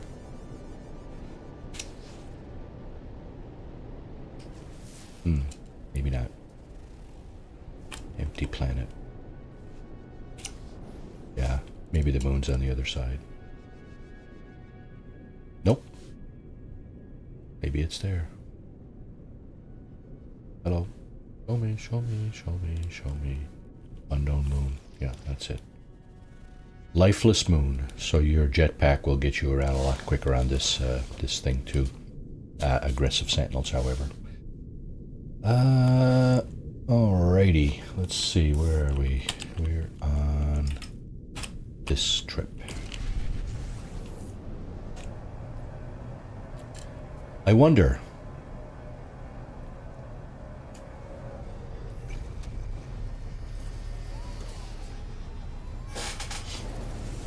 So one of you guys mentioned a little while ago about letting them know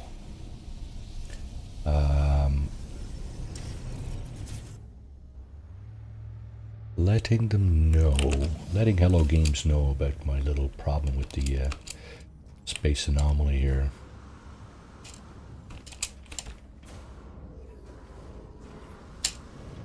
Specifically, this problem. It's Saturday, right? And no weekend mission. I'm sad.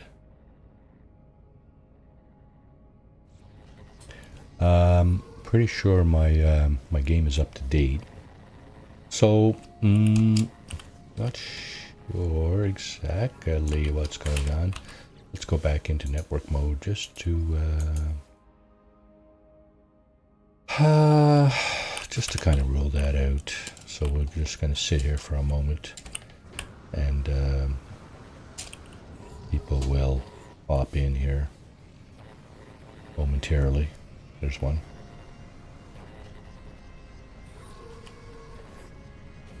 Scavenger Kagami. Hello, Scavenger Kagami. He doesn't appear to be having any problems with the mission. Initializing a mission. Yeah. Oh, I don't have any problem with most of the missions. It's the weekend mission that just won't trigger for me. Solar. I mean, the solar ships, they're pretty cool, right? They look pretty cool. I'll say that. But here's one of my favorites. Little guppy type exotics. I'm not fussy about the big pointy things on the front there, but the little exotics are also quite small on your screen generally. These guys are almost twins, except for the cowling on the back. Nice. Zip. Gone. There's another interceptor. This one got somewhat similar to mine in the body, except this one has wings on it. Somebody ripped the wings off mine. I don't know what happened there, but whatever it was. Nope, nothing. Okay. Not sure what's happening there.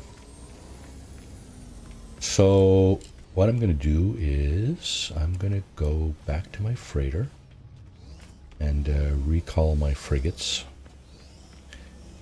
So this is the housekeeping that I would have normally done at the beginning of the stream. This is how my stream usually started.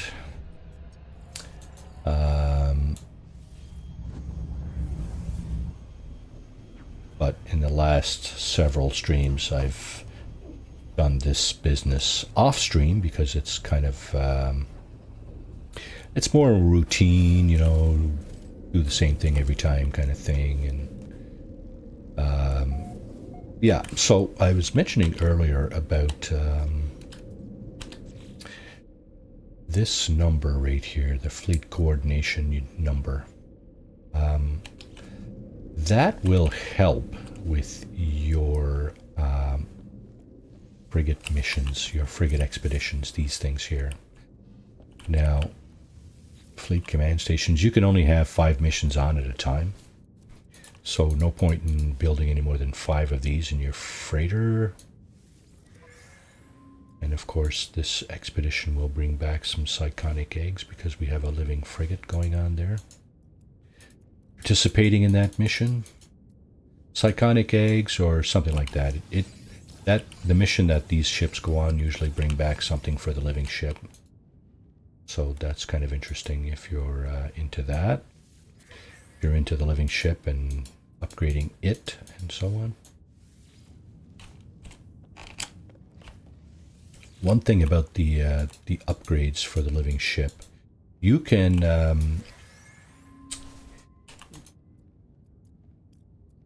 actually upgrade them on the spot. You don't need to purchase, like the upgrades don't come in CB. Well, they do come in CBA and S-Class, but it doesn't matter which one you install because you can actually upgrade them on the spot. I'll run down in my bay in a moment just to explain that, because that might not be very clear. I'm just going to relaunch a series of frigate expeditions from the navigator here. Potential expeditions. So we have a long combat patrol. I'm going to send the longest missions. I tend to send the organic frigate on the longest missions, and I want to say I send the lowest level ships alongside, just so they can rank up, because these ships also will rank up by themselves as you put them through missions. So you can see I started off with a bunch of C-class frigates. I bought a bunch of C-class frigates, and that's what you have to do. You have to buy them out in space from various fleets that come into the star systems.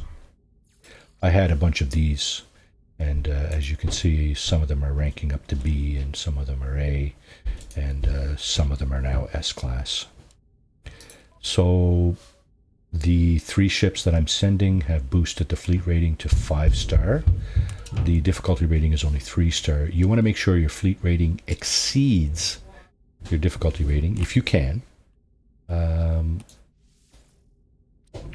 So there's that. There's another long combat patrol here. Do I have another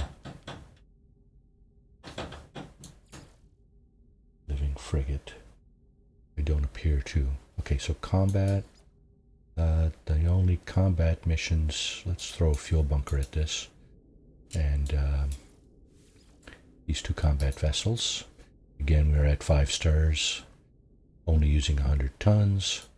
So that's awesome. 2,500. I go from the longest to the shortest. And here, oh, what was this?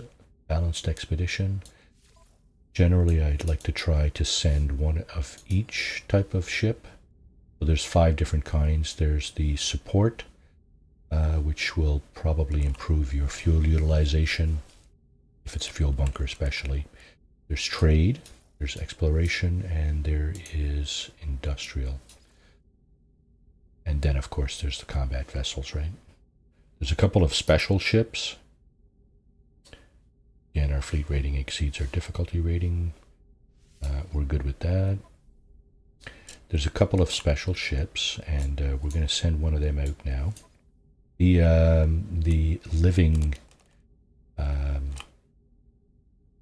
living frigate is a special ship, but this one is also the SSV Normandy. This is from Mass Effect, if I'm not mistaken. This is a ship that they borrowed from Mass Effect, that game Mass Effect. And yeah, it's a kick-ass. So what kind of mission is this? A combat mission, eh? So we'll send out the Normandy, and we'll send out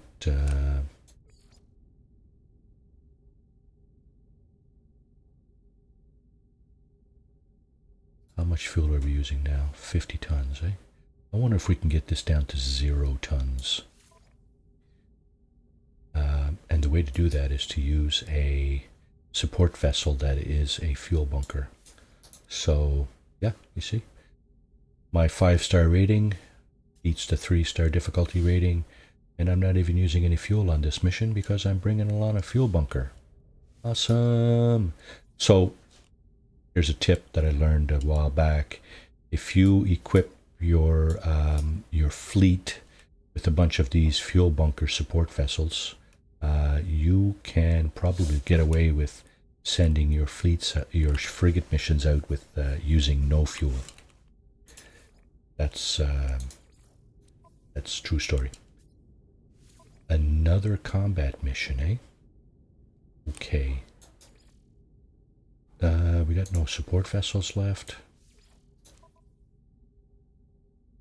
One combat ship is enough to exceed the difficulty rating. I'm just going to try that just to see what happens when I bring it back in next week. Just to see if it comes back damaged. I'd be very surprised if it did, actually, but hey, you never know, right? Usually if your fleet rating exceeds the difficulty rating, you should be good to go. Should not have, because ships can come back damaged. Your frigates can come back damaged, especially if your fleet rating is less than the difficulty rating. There's a distinct possibility that you will get ships coming back damaged. Here's an interesting part of your freighter that you can install, the planetary probe, and as you can see,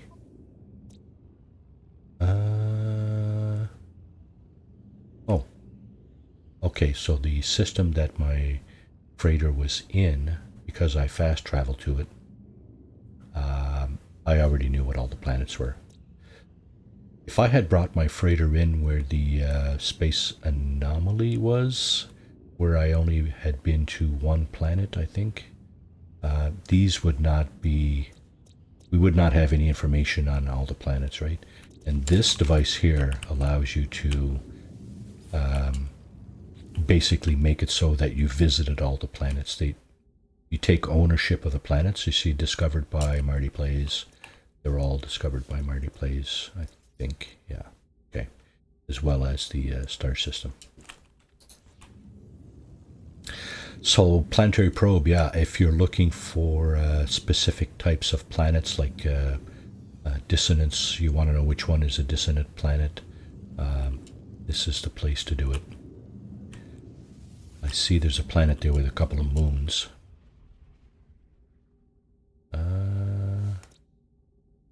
It looked like there was a planet with a couple of moons. Wow, okay. You see that right there? The green one? It looks like there's a couple of moons. Oh, it looks like there's a couple of moons, or another moon going around this one. This system looks like it has 3 moons. But from here, not so sure about it from here. Doesn't look like there's any moons. That's weird. Okay. I don't know if that's broken or not, but anyway. There's the story with the frigate expeditions. And one last thing about the frigate expeditions. They'll bring back a bunch of loot. So this is the thing that the living frigate brought back, the organic frigate. We have a load of those. So the psychonic eggs are a writhing sac of genetic fluid designed to foster the creation of new bio-infused technology. So these are the technology for the living ship, right? These spawning sacs, those are inventory slots for your living ship. These things here, they generally they seem quite useless, but some of these you can use for fuel for your living ship. So let's quickly go down and take a look at that and see if I can. There it is. There's my living ship in this playthrough. They're all, well, I should say they're all, there's a number of different models of these, different shapes and not so much sizes. They're all roughly the same size, but number of models.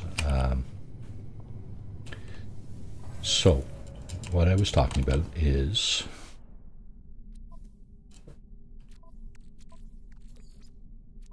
these things here. And these things here. Okay, so this thing here will give me storage augmentations. Let's go with, oh, additional spawning sack. Okay, so you gotta, oh, I see, I did it already. Okay, let's put them in our cargo. Okay, so now we got a couple of extra cargo slots in the living ship. This thing here, the technology, it will go up into the technology area as soon as you, actually no, it will unfold down here and then you can install it in your technology. I think that's how it goes. Yeah, so there it is. So we got an S class, awesome, a B class, an A class, another C class, another B, a B, a B. Holy crap, we got a lot of B class things. Okay, that's enough for now. Yeah, so we're getting a lot of different things here, right? Maneuverability, takeoff efficiency, warp drive efficiency. Okay. Let's see what this is here. Singularity Cortex is, this is your warp engine here. So if I was to install, and you see the symbol is the same, right?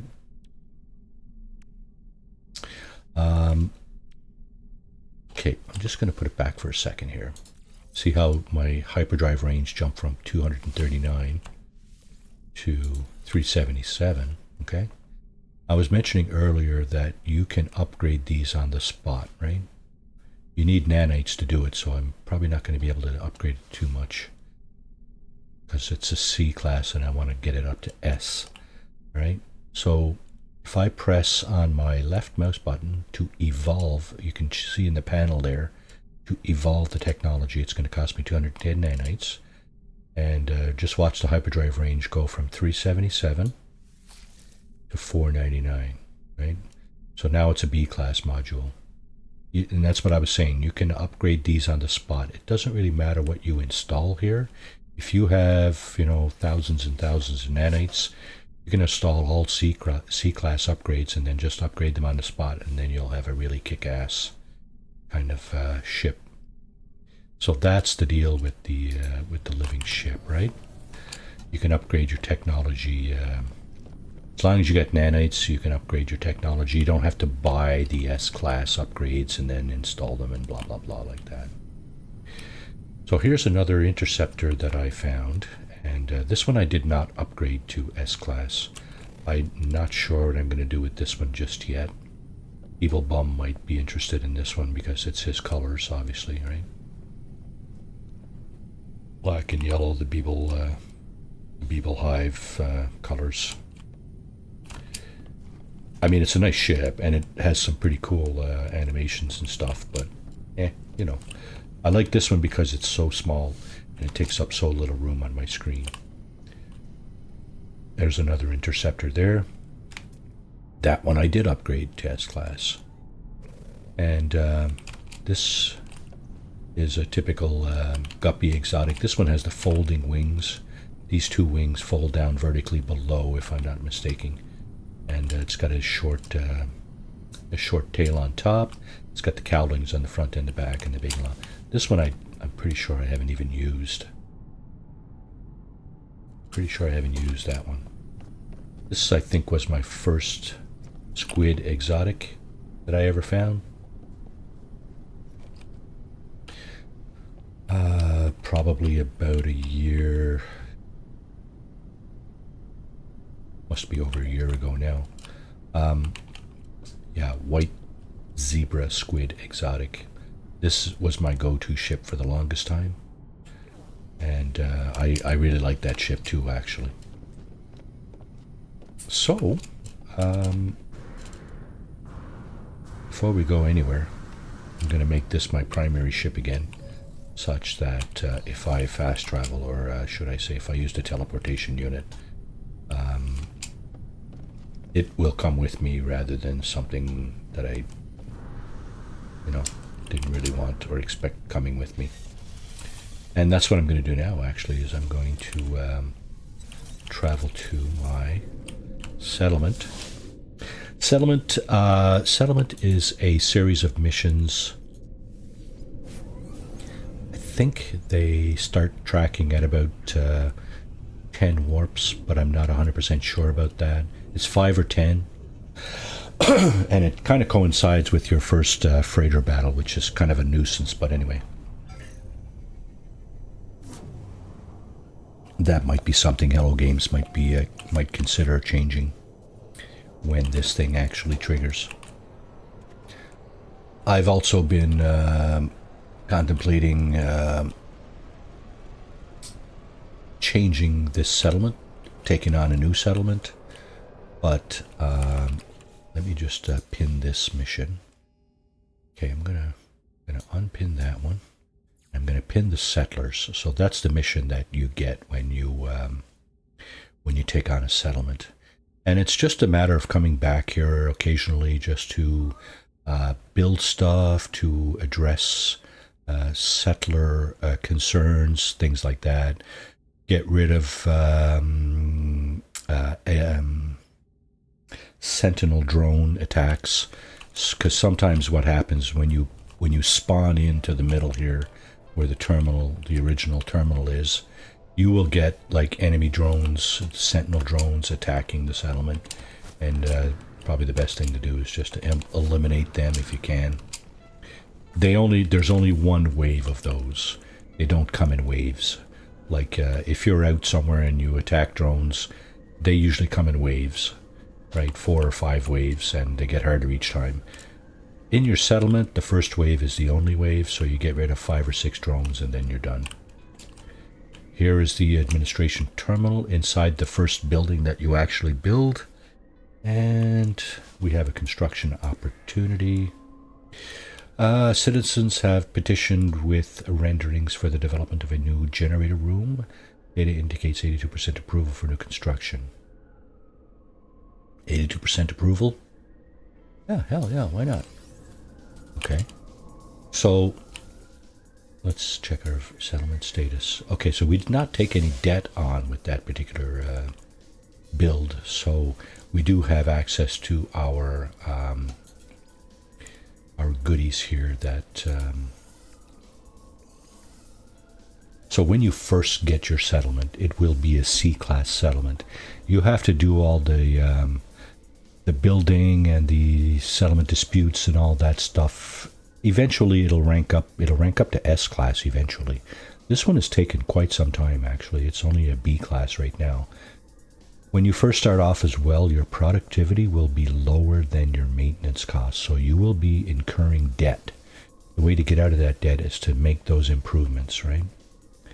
And then, as you can see, ours is well above the maintenance cost now.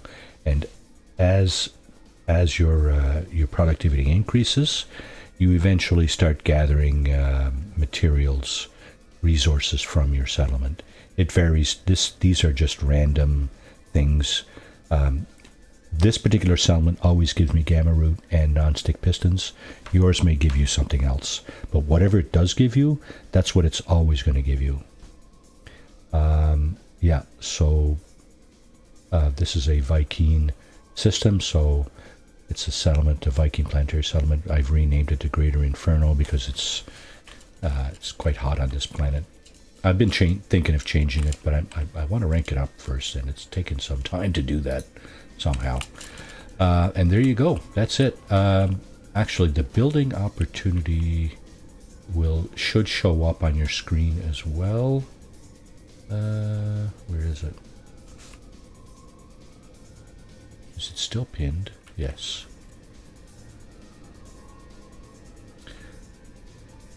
Oh. No. How come it's not there? Oh. What have we got here? Got a little roamer. Hey. Okay, this thing... Alright. Allergies. Making my eyes weep. This thing turns with the mouse. So whichever way, and you can speed it up, I think. Yeah, you got to boost. Boink. You got to boost with the shift key. There it is. This, I don't think this is the best exocraft necessarily. Pretty cool though. I mean, you know, I think the best one is probably the roamer. Not exactly sure if that's what it's called, but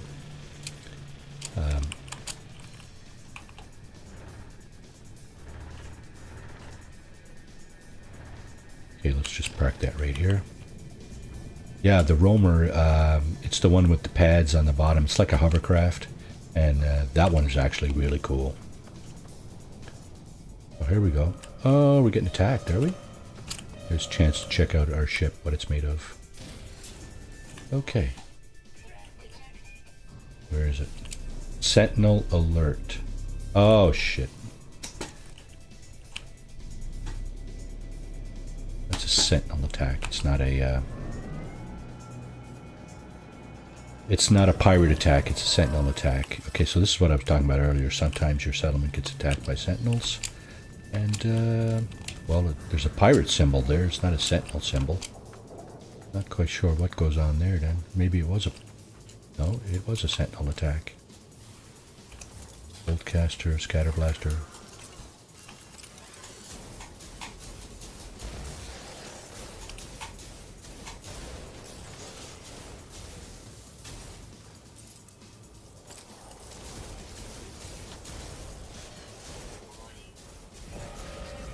Oh, we are getting attacked by pirates as well. Okay, that's not good. Because these guys will strafe the ground, and they will take a piece out of you. So you might want to get into shelter. Pulse spitter, eh? Let's try the pulse spitter.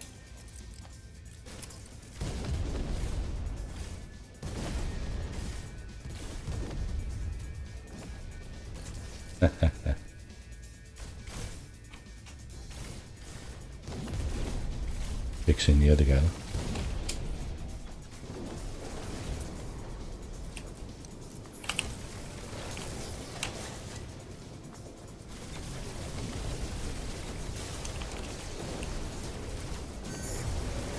Don't want to get caught outside if you're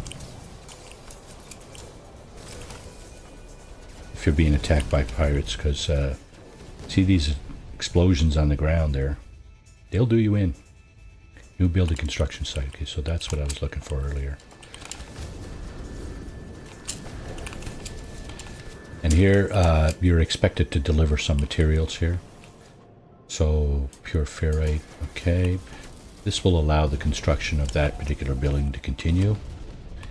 And it takes a certain amount of time for it to build the first phase. Then you come back and deliver more materials. And continue, and eventually the building gets finished. There's a couple of extra landing pads here. Those were a building project that I took on for this settlement. There's a few other buildings here that I've built as well. Okay. Running smoothly. So we're being attacked by pirates, are we? Okay, how about a little excitement in your day? Where are you, you bunch of buggers? Oh yeah? Oh yeah? How do you like these apples? How do you like that, eh? I think you guys should have stayed in bed this morning. Just saying.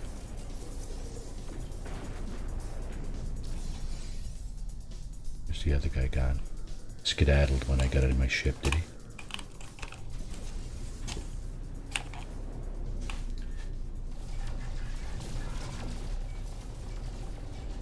Three ships, eh? Nope, this is the last one, apparently. No? Maybe not. Okay.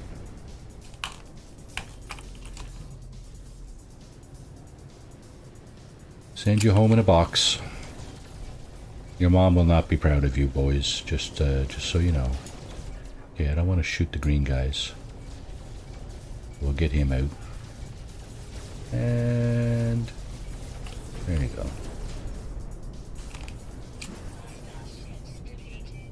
Okay.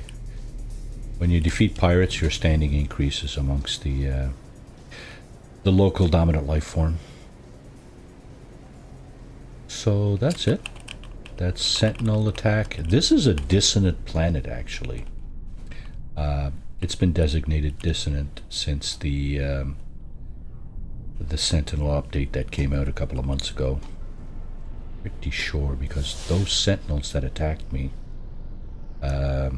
they appeared to be dissonant.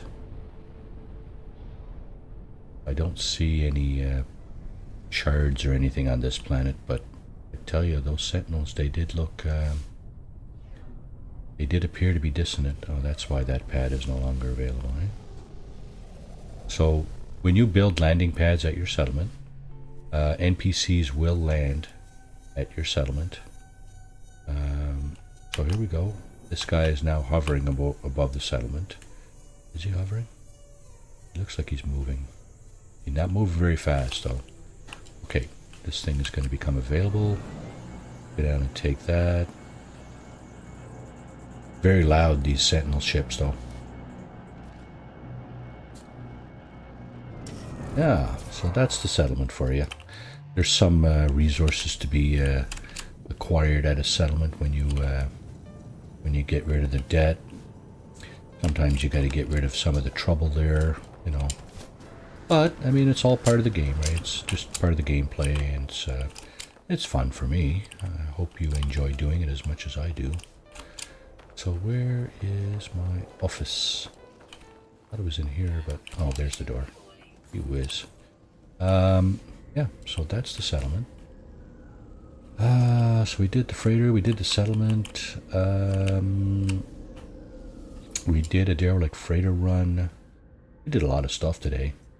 As you can see, this particular playthrough is the prologue or the continuation of a previous expedition as well. You can tell by the rendezvous points, right? That's kind of how that particular expedition played out. So this playthrough is probably a year and a half old now. Okay, so we do have an activated indium farm. The reason I created these because activated indium at the time was worth quite a bit, so I found a blue star system with activated indium and made a farm on them, two farms. But problem is, of course, the value of a lot of things has been nerfed in the last 6 or 8 months, so yeah, not so worth it anymore. I don't go back there very much anymore, unfortunately. And you can see as well that I visited a few different galaxies in this playthrough. I think we're currently in the Euclid galaxy. I visited Eisentam, El Cupolos, Kagami NT,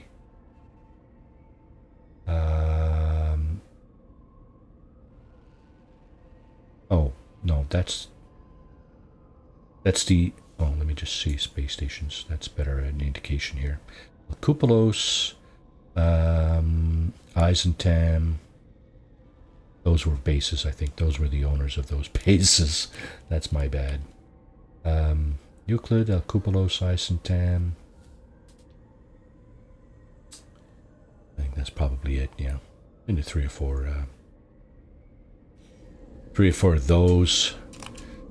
How are we doing here for... I'm back. Hey Jade, welcome back.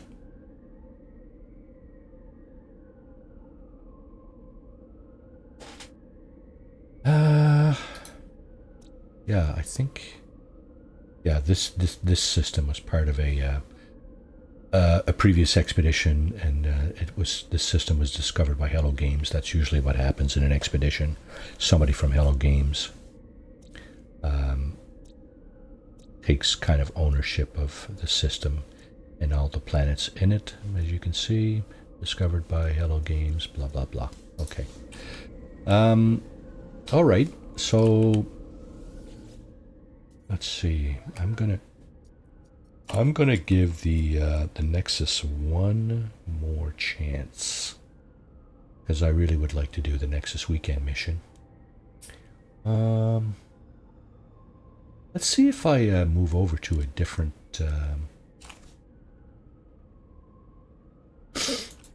galaxy. Alarming.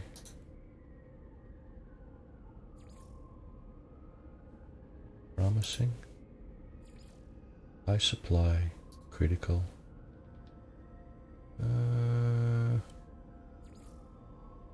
Edible. Satisfactory. What the hell? To prosperous. Okay, let's go there. Yatotak in the El Cupolos system. In the El Cupolos galaxy. Let's see if that does anything for us. We are going to a different galaxy, teleporting. There's a traveler here. So for those looking for glyphs for using the portal system, these are the guys you should be talking to. This guy I've never talked to, so let's just go through the motions here while we do this before we actually embark on the space anomaly. So this guy, he will have a little bit of lore. He's a little bit translucent because he's actually a ghost. He's not really there. This, I don't think it matters what you choose here. The point of engaging the traveler is that you got to engage him in a second conversation. And then you need to pick option number 2, ask them where they came from. It'll cost you 100 nanites.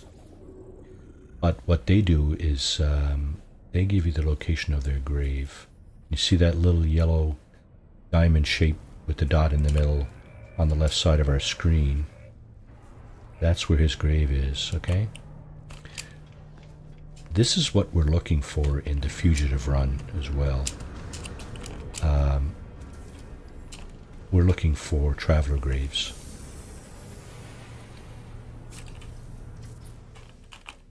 Just look how much bigger those haulers are compared to my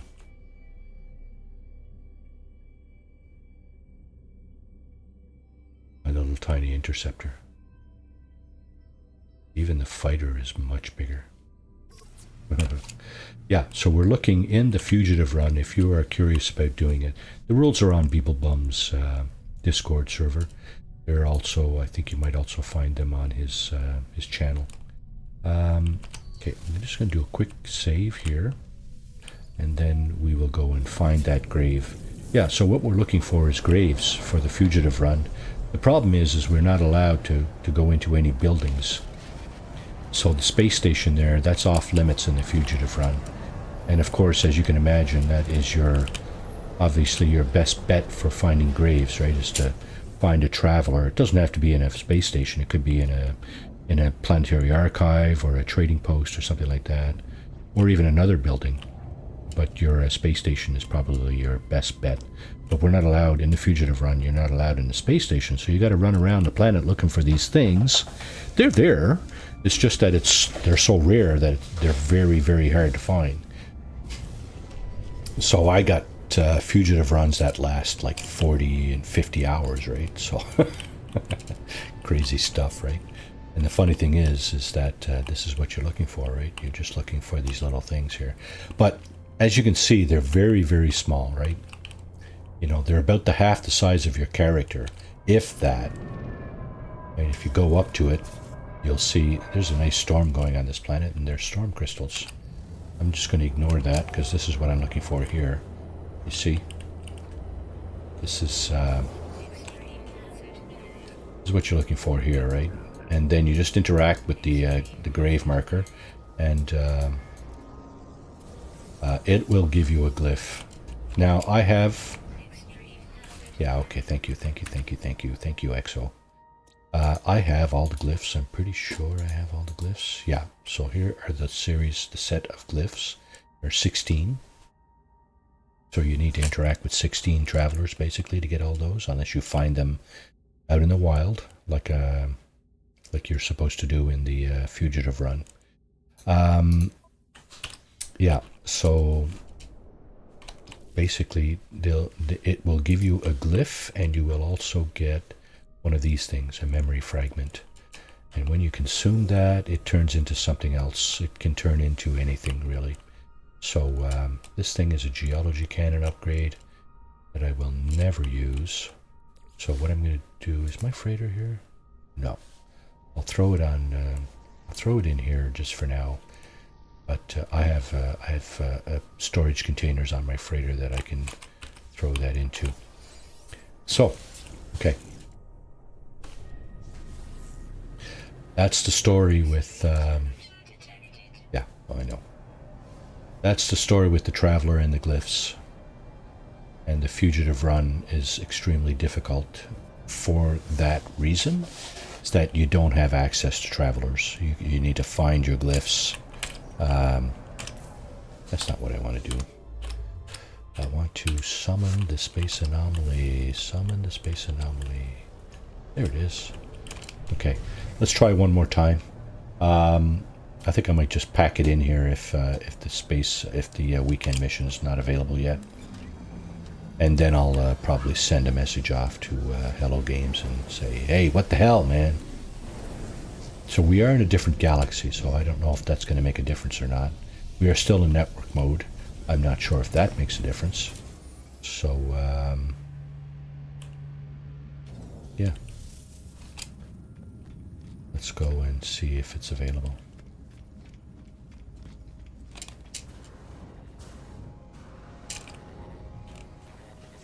And the answer is no.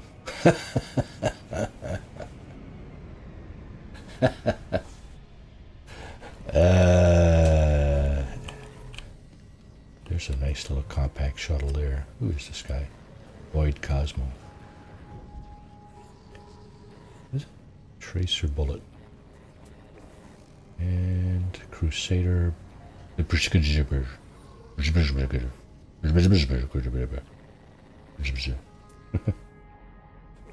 Very compact little shuttle there, yeah. That's nice. Nice. If that's what you want, hey. That's the beauty of this game. You can fly whatever you want. Barrel nose fighters, haulers. A lot of people like haulers for some reason, I guess. I don't know. Couple of radiant pillars going on here. 3? Pardon me. 3 radiant pillars, eh?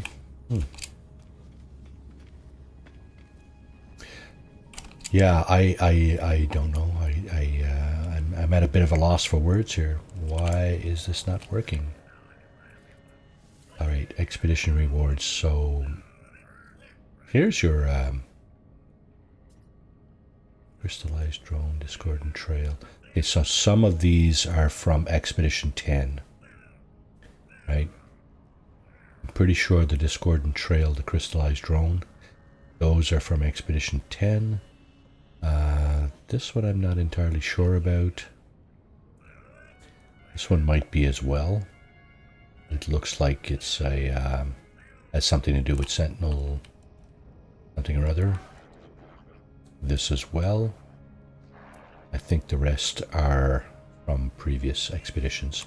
Here's from one of the first 2 expeditions. This is the SSV Normandy I was talking about earlier. The frigate that you get as a reward for one of the first 2 expeditions. Now, somebody told me a little while ago, short while ago, actually, in the last few weeks, that you can actually repeat those expeditions. They are in your code. If you have the game, they are somewhere in the code of your game that you installed on your computer. But I don't know how to trigger that. Now, I've done all the expeditions, so I'm not worried about that particular aspect. But if you just bought the game and you haven't done the first number of expeditions, you might want to check that out, because there may be a way for you to do those expeditions. There may be. Don't quote me on that, but I thought I heard that at some point in the last several weeks. So again, these things will become available for Expedition 10 once I complete that. Construct head, complete Expedition 10 ignition Atlantid. Yeah. So hopefully when I complete Expedition 10, these things will become available. And one of you guys was mentioning that you didn't like the rewards. I guess this is what you're talking about, eh? There's a helmet, there's a construct identification, and there's some banners and posters and stuff, and there's this drone I guess you can build. Yeah, this was from Expedition 9, the Utopia Speeder. That's a really, really nice ship too. Yeah. I wonder, is there a Twitch event going on this weekend? Because usually there's a Twitch event that coincides with an expedition. There's a Twitch drop weekend where you can pick up a bunch of stuff. And of course what I'm talking about is these things down here, the Twitch rewards, right? So there's a number of things that have been offered in Twitch rewards over the last while. I've participated in a couple of those, and there's this, a couple of solar class vessels. I think these are all A class, not S class, but still A class solars, right? A bunch of different haulers, right? A number of fighters. There's another hauler there. And you can pick these up and sell them if you're looking for a little bit of cash. That's a good way to get it, actually. If you just want to use one of these ships, then fill your boots, right? There's all these decorations as well that you can get from Twitch rewards. So yeah, Twitch drop weekend. Not sure if that's going on, but if it is, hey, dig in, right? It probably started Thursday, so you probably missed out on a couple of days of those if it started this weekend, actually. This thing will just not pop. Very interesting. All right, let's see. What else can I do in this particular session? Community research. I wonder, maybe that's why I need to, you know what? Sign up for missions at the Nexus. Maybe that's why it wasn't popping. Nope. At every turn, I am thwarted at every turn. Yes. I was, yeah, because that's a community mission, right? Space anomaly. Explore the new reality, new base parts, and blah, blah, blah. I've already done a bit of that. New beginnings, a new galaxy awaits. The universe is yours, enjoy the journey. Yeah, so, okay, where are we? We are in, where are we?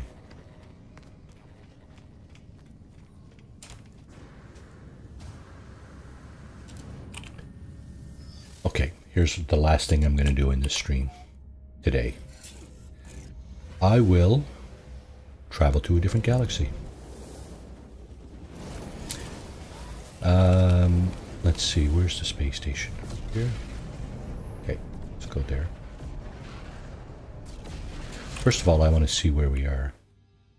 And the way you do that, you open up your galactic map. Up in the top left corner, it tells you where you are. We are in El Cupolos galaxy. Okay.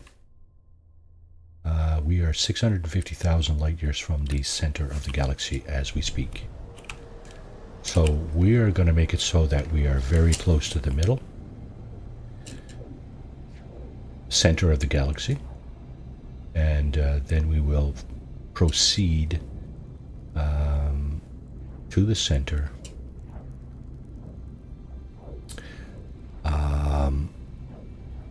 Oh goodness, I hope I have space for a crap ship on in my inventory. Tell me I don't have any of that.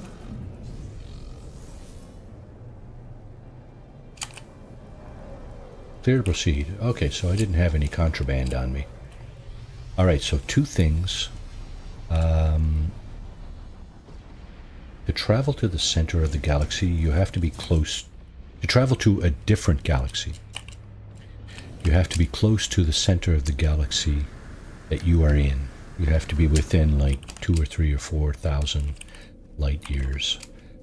So what I came here for is... Oh, look at that. I did have suspicious package.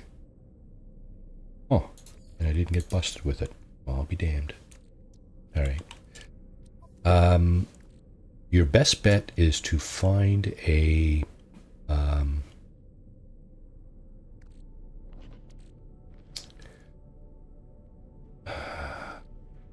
think it's ancient artifact. We do have a few maps here. I'm going to pick up a couple more. Hopefully I have the navigation data to do that. Let's just check it out. And the answer is... What you want? You want to talk to the cartographer, which is the guy on the right side of the left side. As you're looking out, he's on the left side of the space station, but he's the one on the far right when you're facing the representatives there. And you want to select exchange specific charts. You want to be looking for, not that. We're going to get a few of these too. Because I'm going to be looking for, I might be looking for a scrap ship to do this with. And you'll learn why shortly. I'm going to also be looking for some of these maps, and now we're off. So, ancient artifacts, okay. Let's just, scorched. Let's just see what that other planet is before we go anywhere. I should have did a save, but whatever. It's okay. What do we got here? We got supercritical. How am I doing for uranium? Oh, that's right. The Sentinel ships don't use uranium as fuel. They use pugnium for the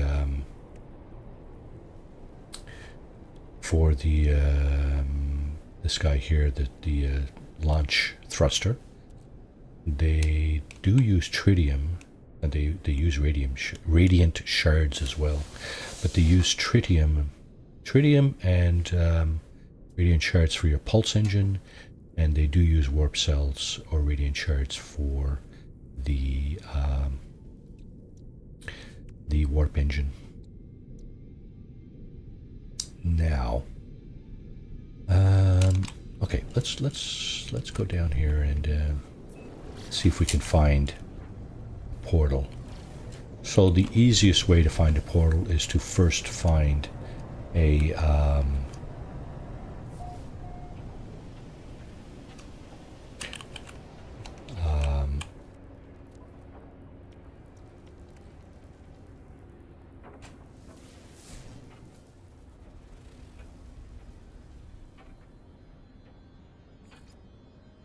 alien artifact. It's not what we're looking for. We're looking for a monolith. So we just keep triggering this map until we find a monolith, and we'll go to that. There you go. Monolith detected. Okay, so I think the monolith would be over here. Arrive in 1 day, eh? 4 days? No, I don't think so, pal. So your best bet for shortening trips that are listed like that is to come out of the atmosphere and pulse back down, and whatever it turns your day-long trip into less than a minute. So this thing looks like it's obviously on the other side of the planet. That's all good. It's going to take less than a minute for us to get there. Hang on.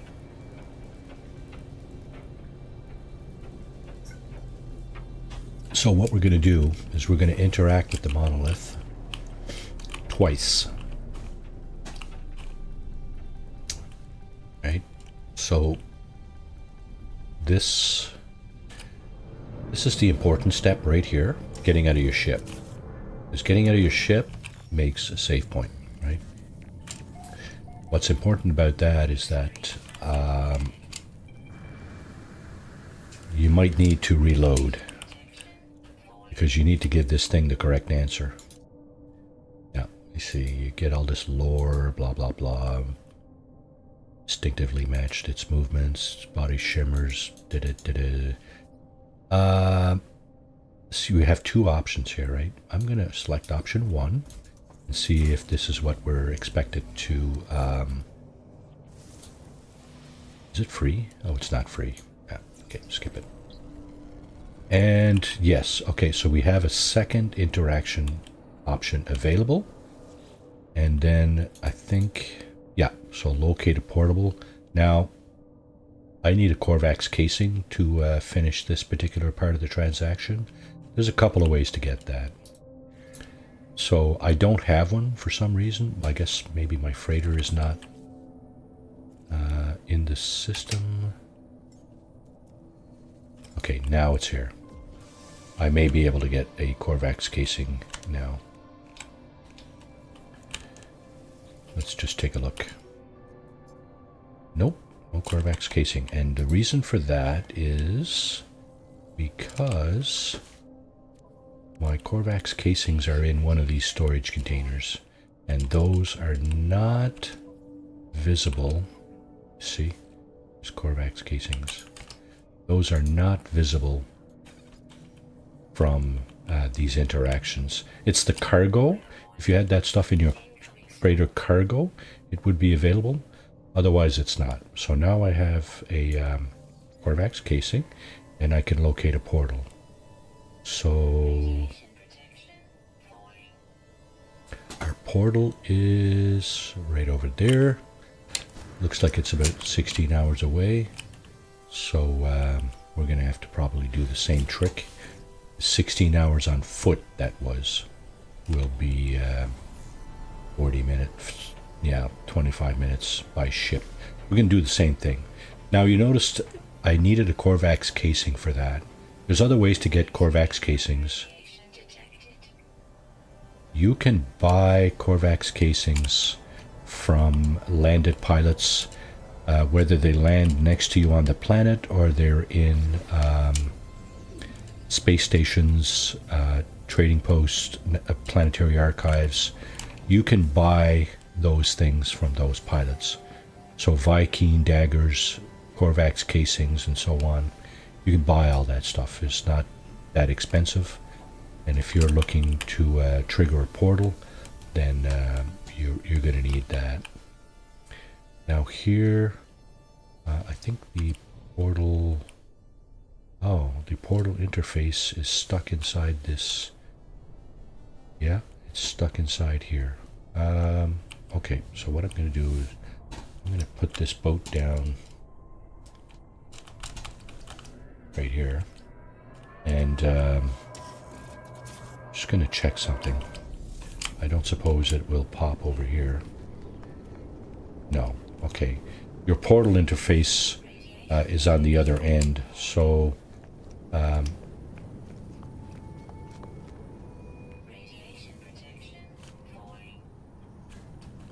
I need to... Holy crap, is it ever falling? Okay. Okay, let's fix that, and let's get our multi-tool out that we need. I think it's this one. Yeah.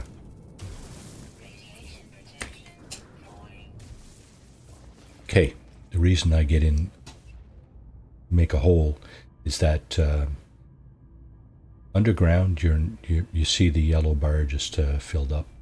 Underground, you're not subject to the hazards of whatever planet that you're inside buildings and underground in caves or holes that you make. You can get out of the hazards of whatever planet you're on. So just keep that in mind. You don't need to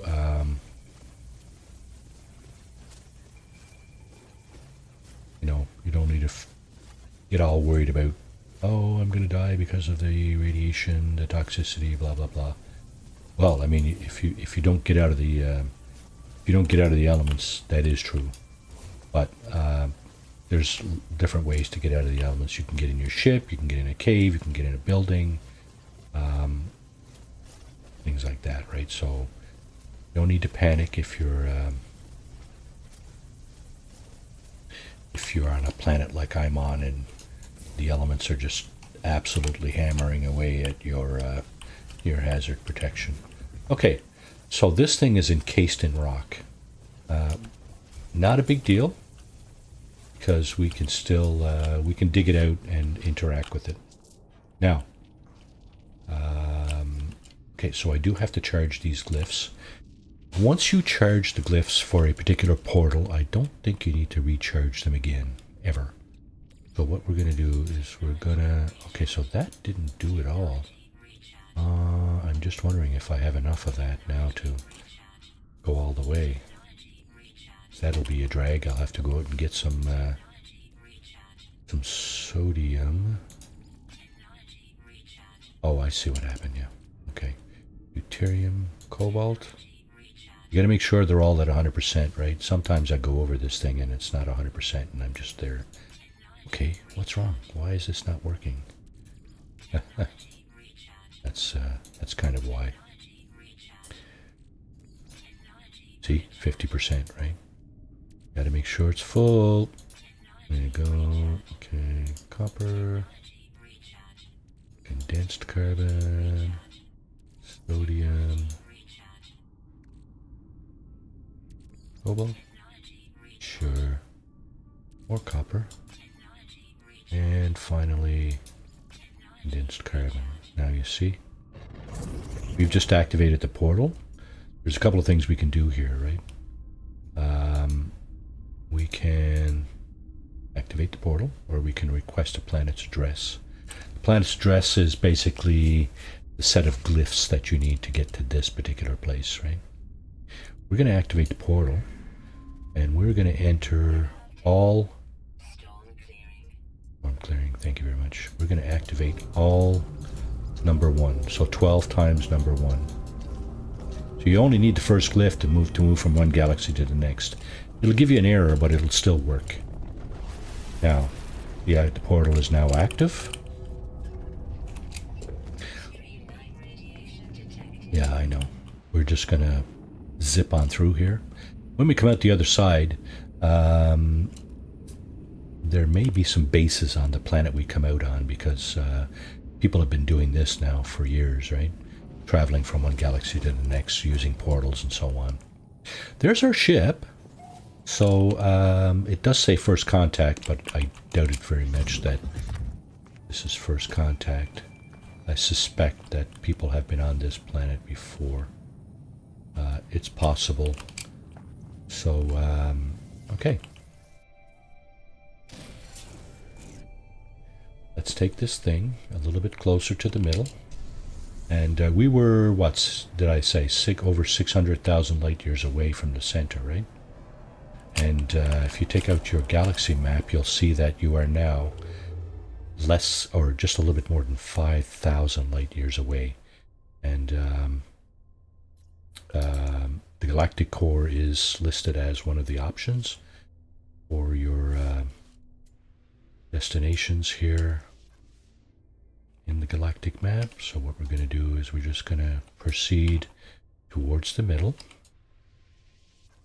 When I get to the last hop, I'm going to do a little trick that will prevent me from basically scrapping all the technology on my ship. Now,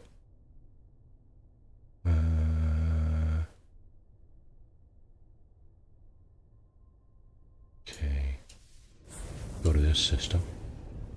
It's a pirate system, that's okay. There's two things you need to know. One is that in order to warp to the center of the galaxy on the final hop, your hyperdrive needs, your warp drive needs to be full. Your hyperdrive, whatever that warping thing is, it needs to be full. So here we go. We got a freighter battle going on, so may as well take care of this first. Might be doing a slight tiny bit of overtime here because this is unexpected by me anyway. I was not hoping to do this, but we'll just get it out of the way.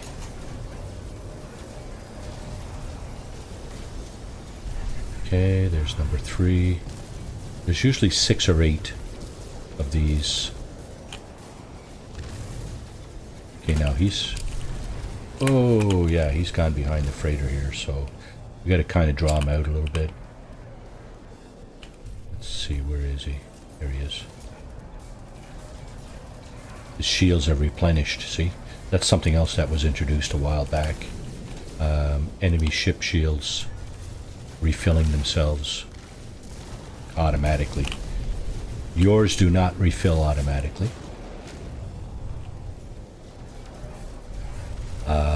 You have to do that yourself. So just keep that in mind. Up on the top left corner of the screen there, you can see that that's your shield, right? The white bar, that's your shield. Mine's about halfway gone now. Oh, there's more. Okay. Well, let's go get him then. Draw him out over this way.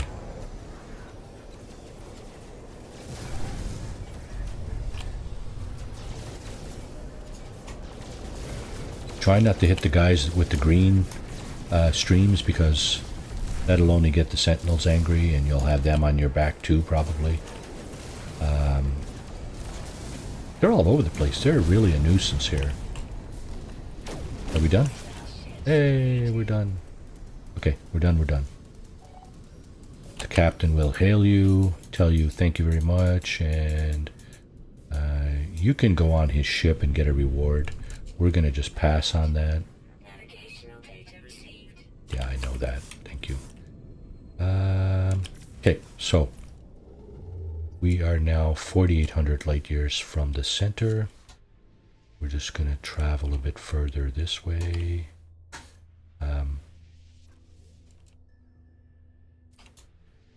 And I have no clue what the next galaxy is. I think they're sequentially numbered. If I'm not mistaken, they're in sequential order. So whatever's after El Cupolos, that's where we're going to go. Am I going the right way here?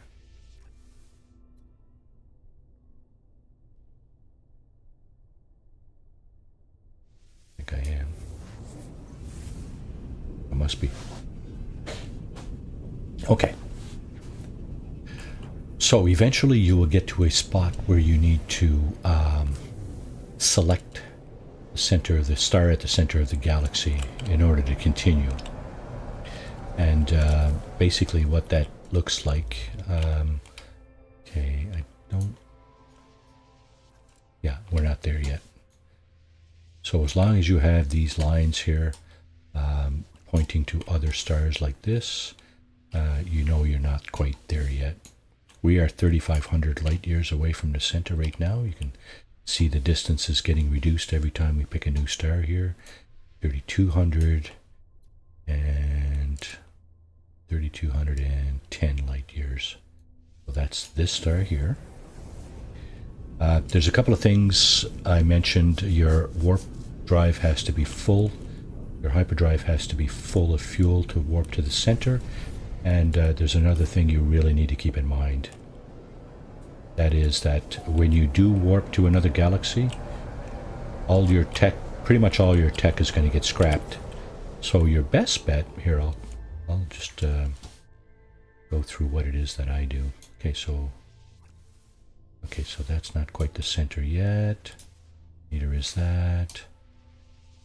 Neither is that. Neither is that. Neither is that. Or that. Or that. Or that. I think the next one there might be the last hop before the center. It very well could be. If that's the case, we're going to need to do a little bit of ship hunting. I want to get just, well, let's take this one step at a time. Let's see where we are. So the center of the galaxy, we're less than 3,000 light years from the center right now. Yeah, so this is what it looks like, okay? Hyperdrive has no fuel, so my hyperdrive is empty, okay? First thing. This is what it looks like when you're going to go to the center, okay? And so what we need to do is we need to fill our hyperdrive. But knowing that my tech is going to get scrapped when I travel through the center of the galaxy to the next galaxy, I'm going to just equip myself with a piece of crap ship. I'm going to take one of my piece of crap weapons, multi-tools, and equip that. And I'm going to try to remove most of my exosuit technology as well, so it doesn't get scrapped. Now we are on a hot planet, and are we in the elements? I think we are, eh? Yeah, we are. Okay, so what about under here? Usually if you get under a roof like this, yeah, so we're no longer under the elements here. Now, so I want to check and see if I have a ship that is not so good that I can use to travel to the next galaxy. How come I can't summon this? Can I summon this one? No? How come I can't summon this?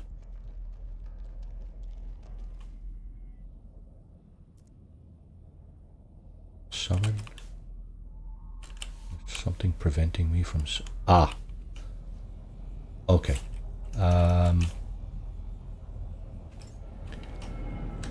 Let's see this guy. Okay, here's not a bad, terrible example. This guy has...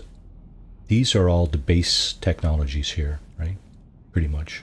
So most of that should not get damaged. This will likely get damaged.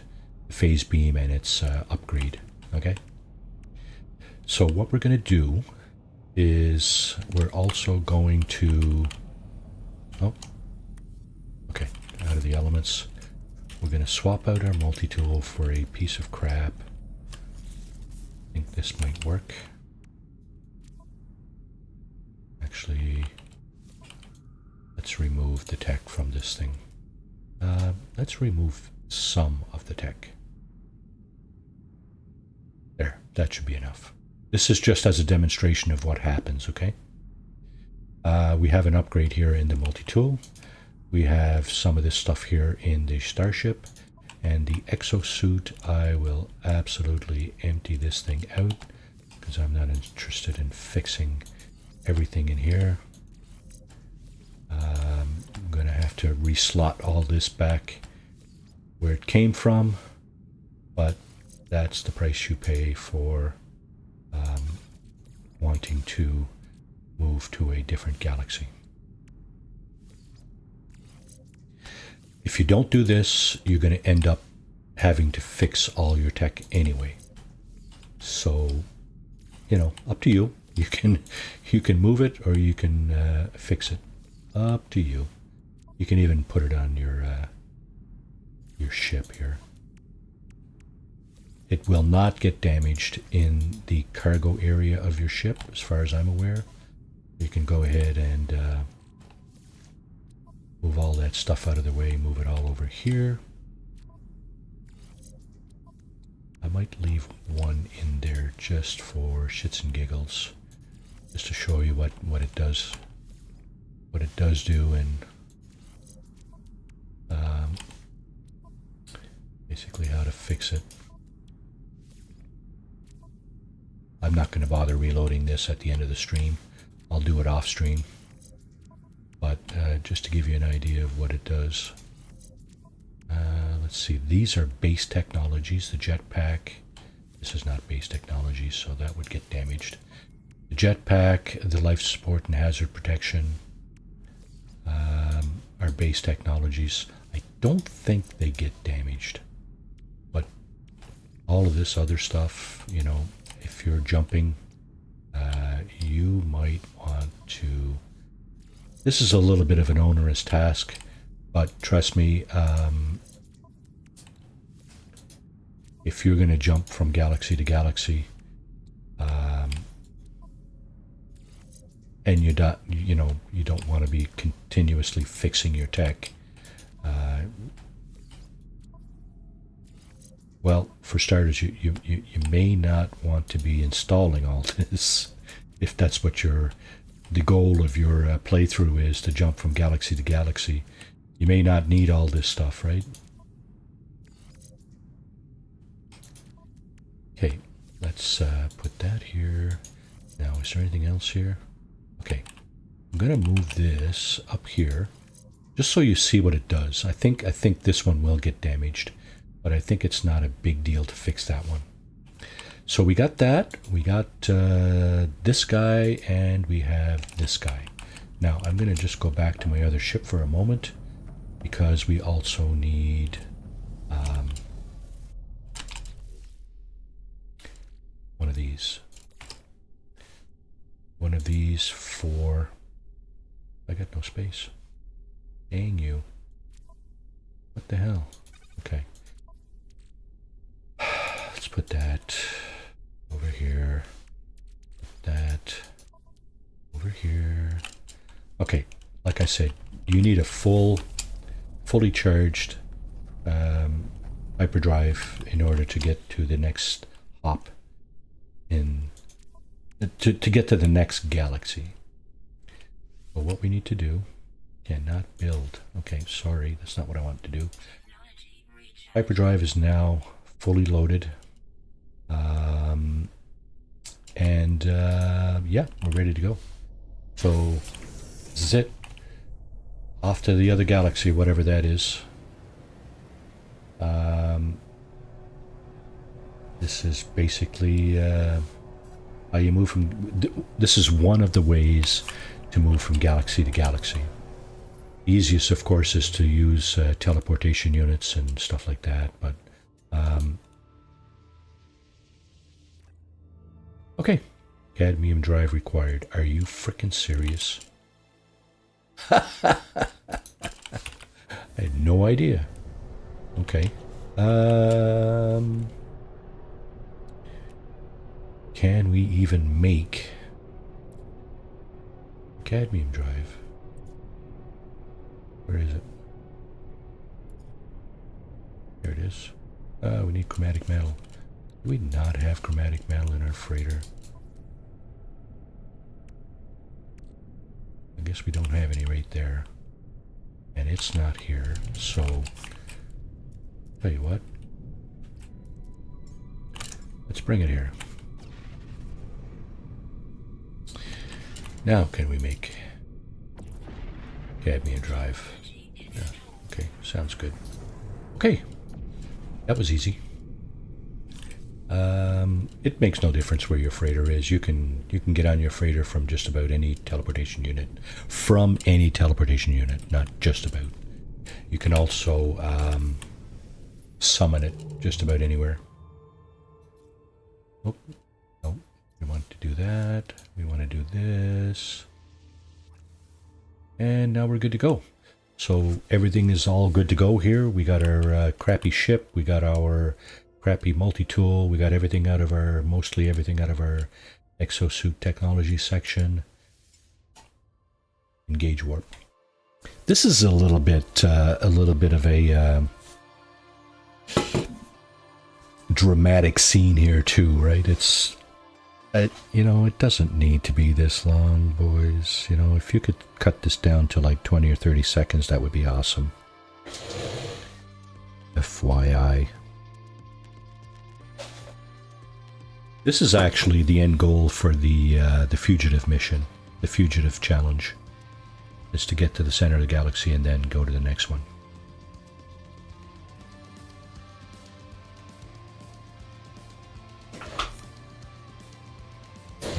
1 o'clock. We're just about done here. Actually, this will be the last action of the stream. We have 4 or 5 people on chat here. Thanks very much for popping in. If you haven't subscribed, by all means, see if you can trip me over the 100 mark there. Thanks for the likes, and I hope you enjoyed this stream of No Man's Sky, this Saturday morning cartoon.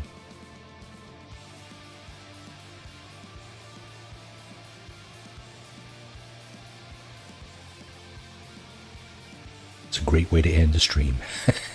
Okay, so we're going to another galaxy. It's going to shift over to a different star, and then the journey goes back the other way.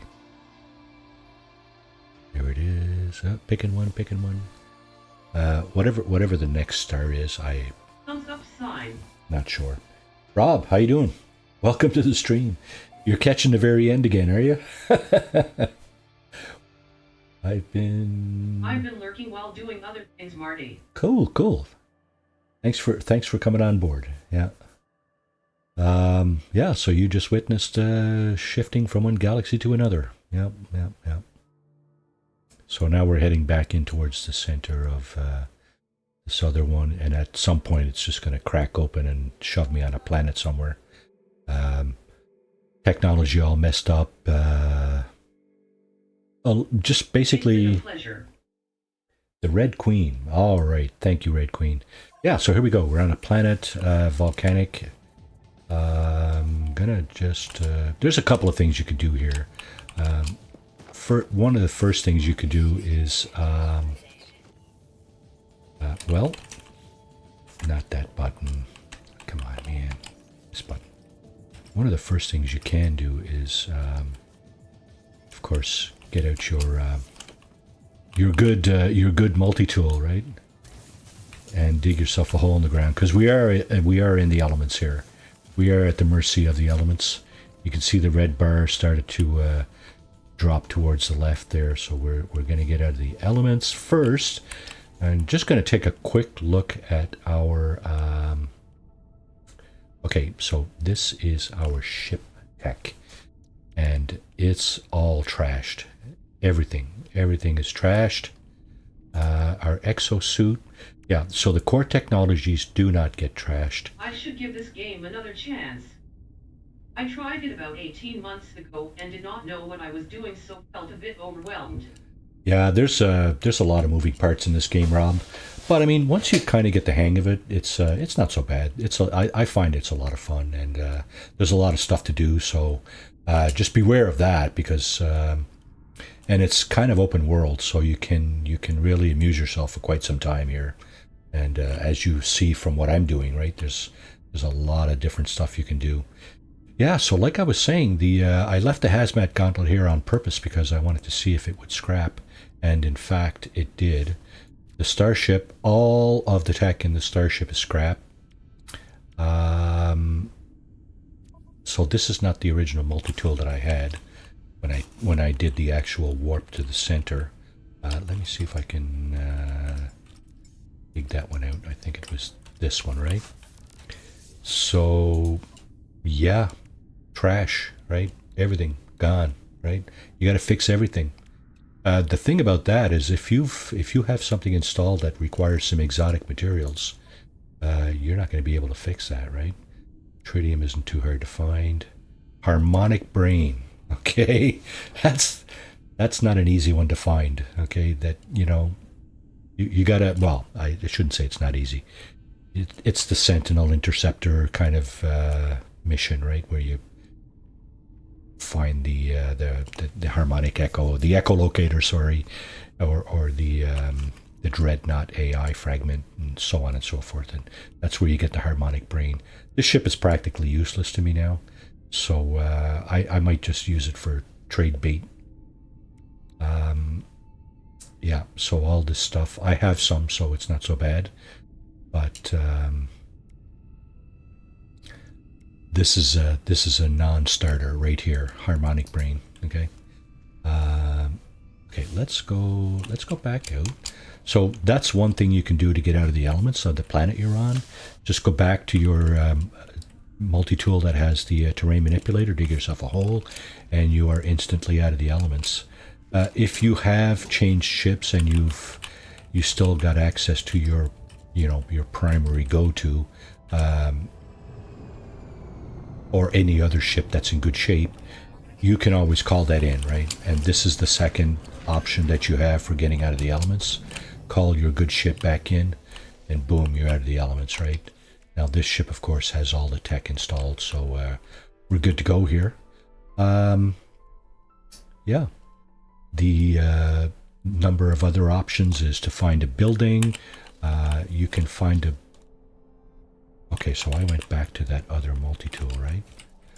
Let's just get back to this guy.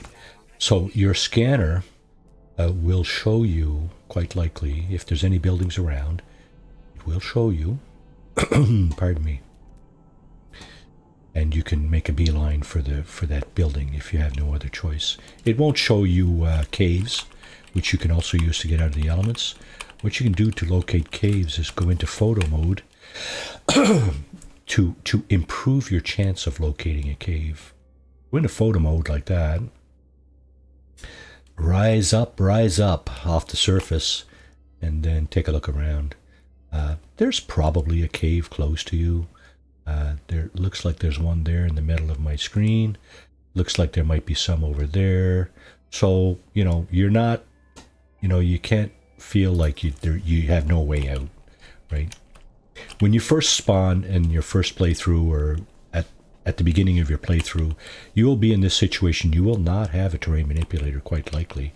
So you'll have to somehow find or manufacture that. But caves are definitely within reach. Buildings may also be within reach.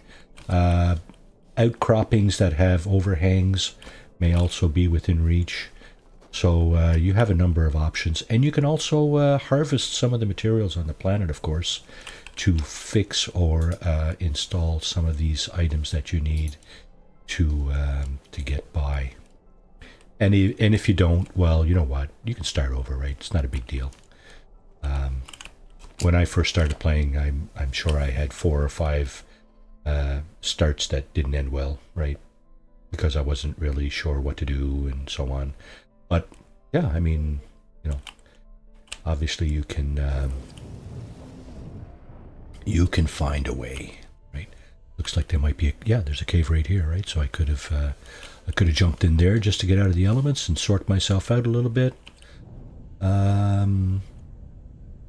So yeah, I think we're going to call it right here.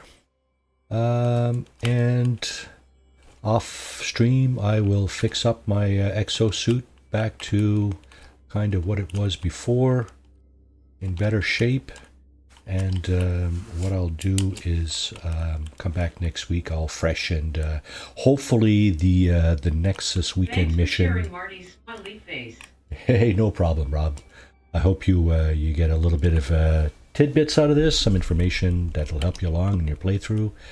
And yeah, take care. We'll thank you all again for punching the like button and for joining the stream. And we'll be back next week for another edition of the Saturday morning cartoon. All right, cheers, everybody. Take care.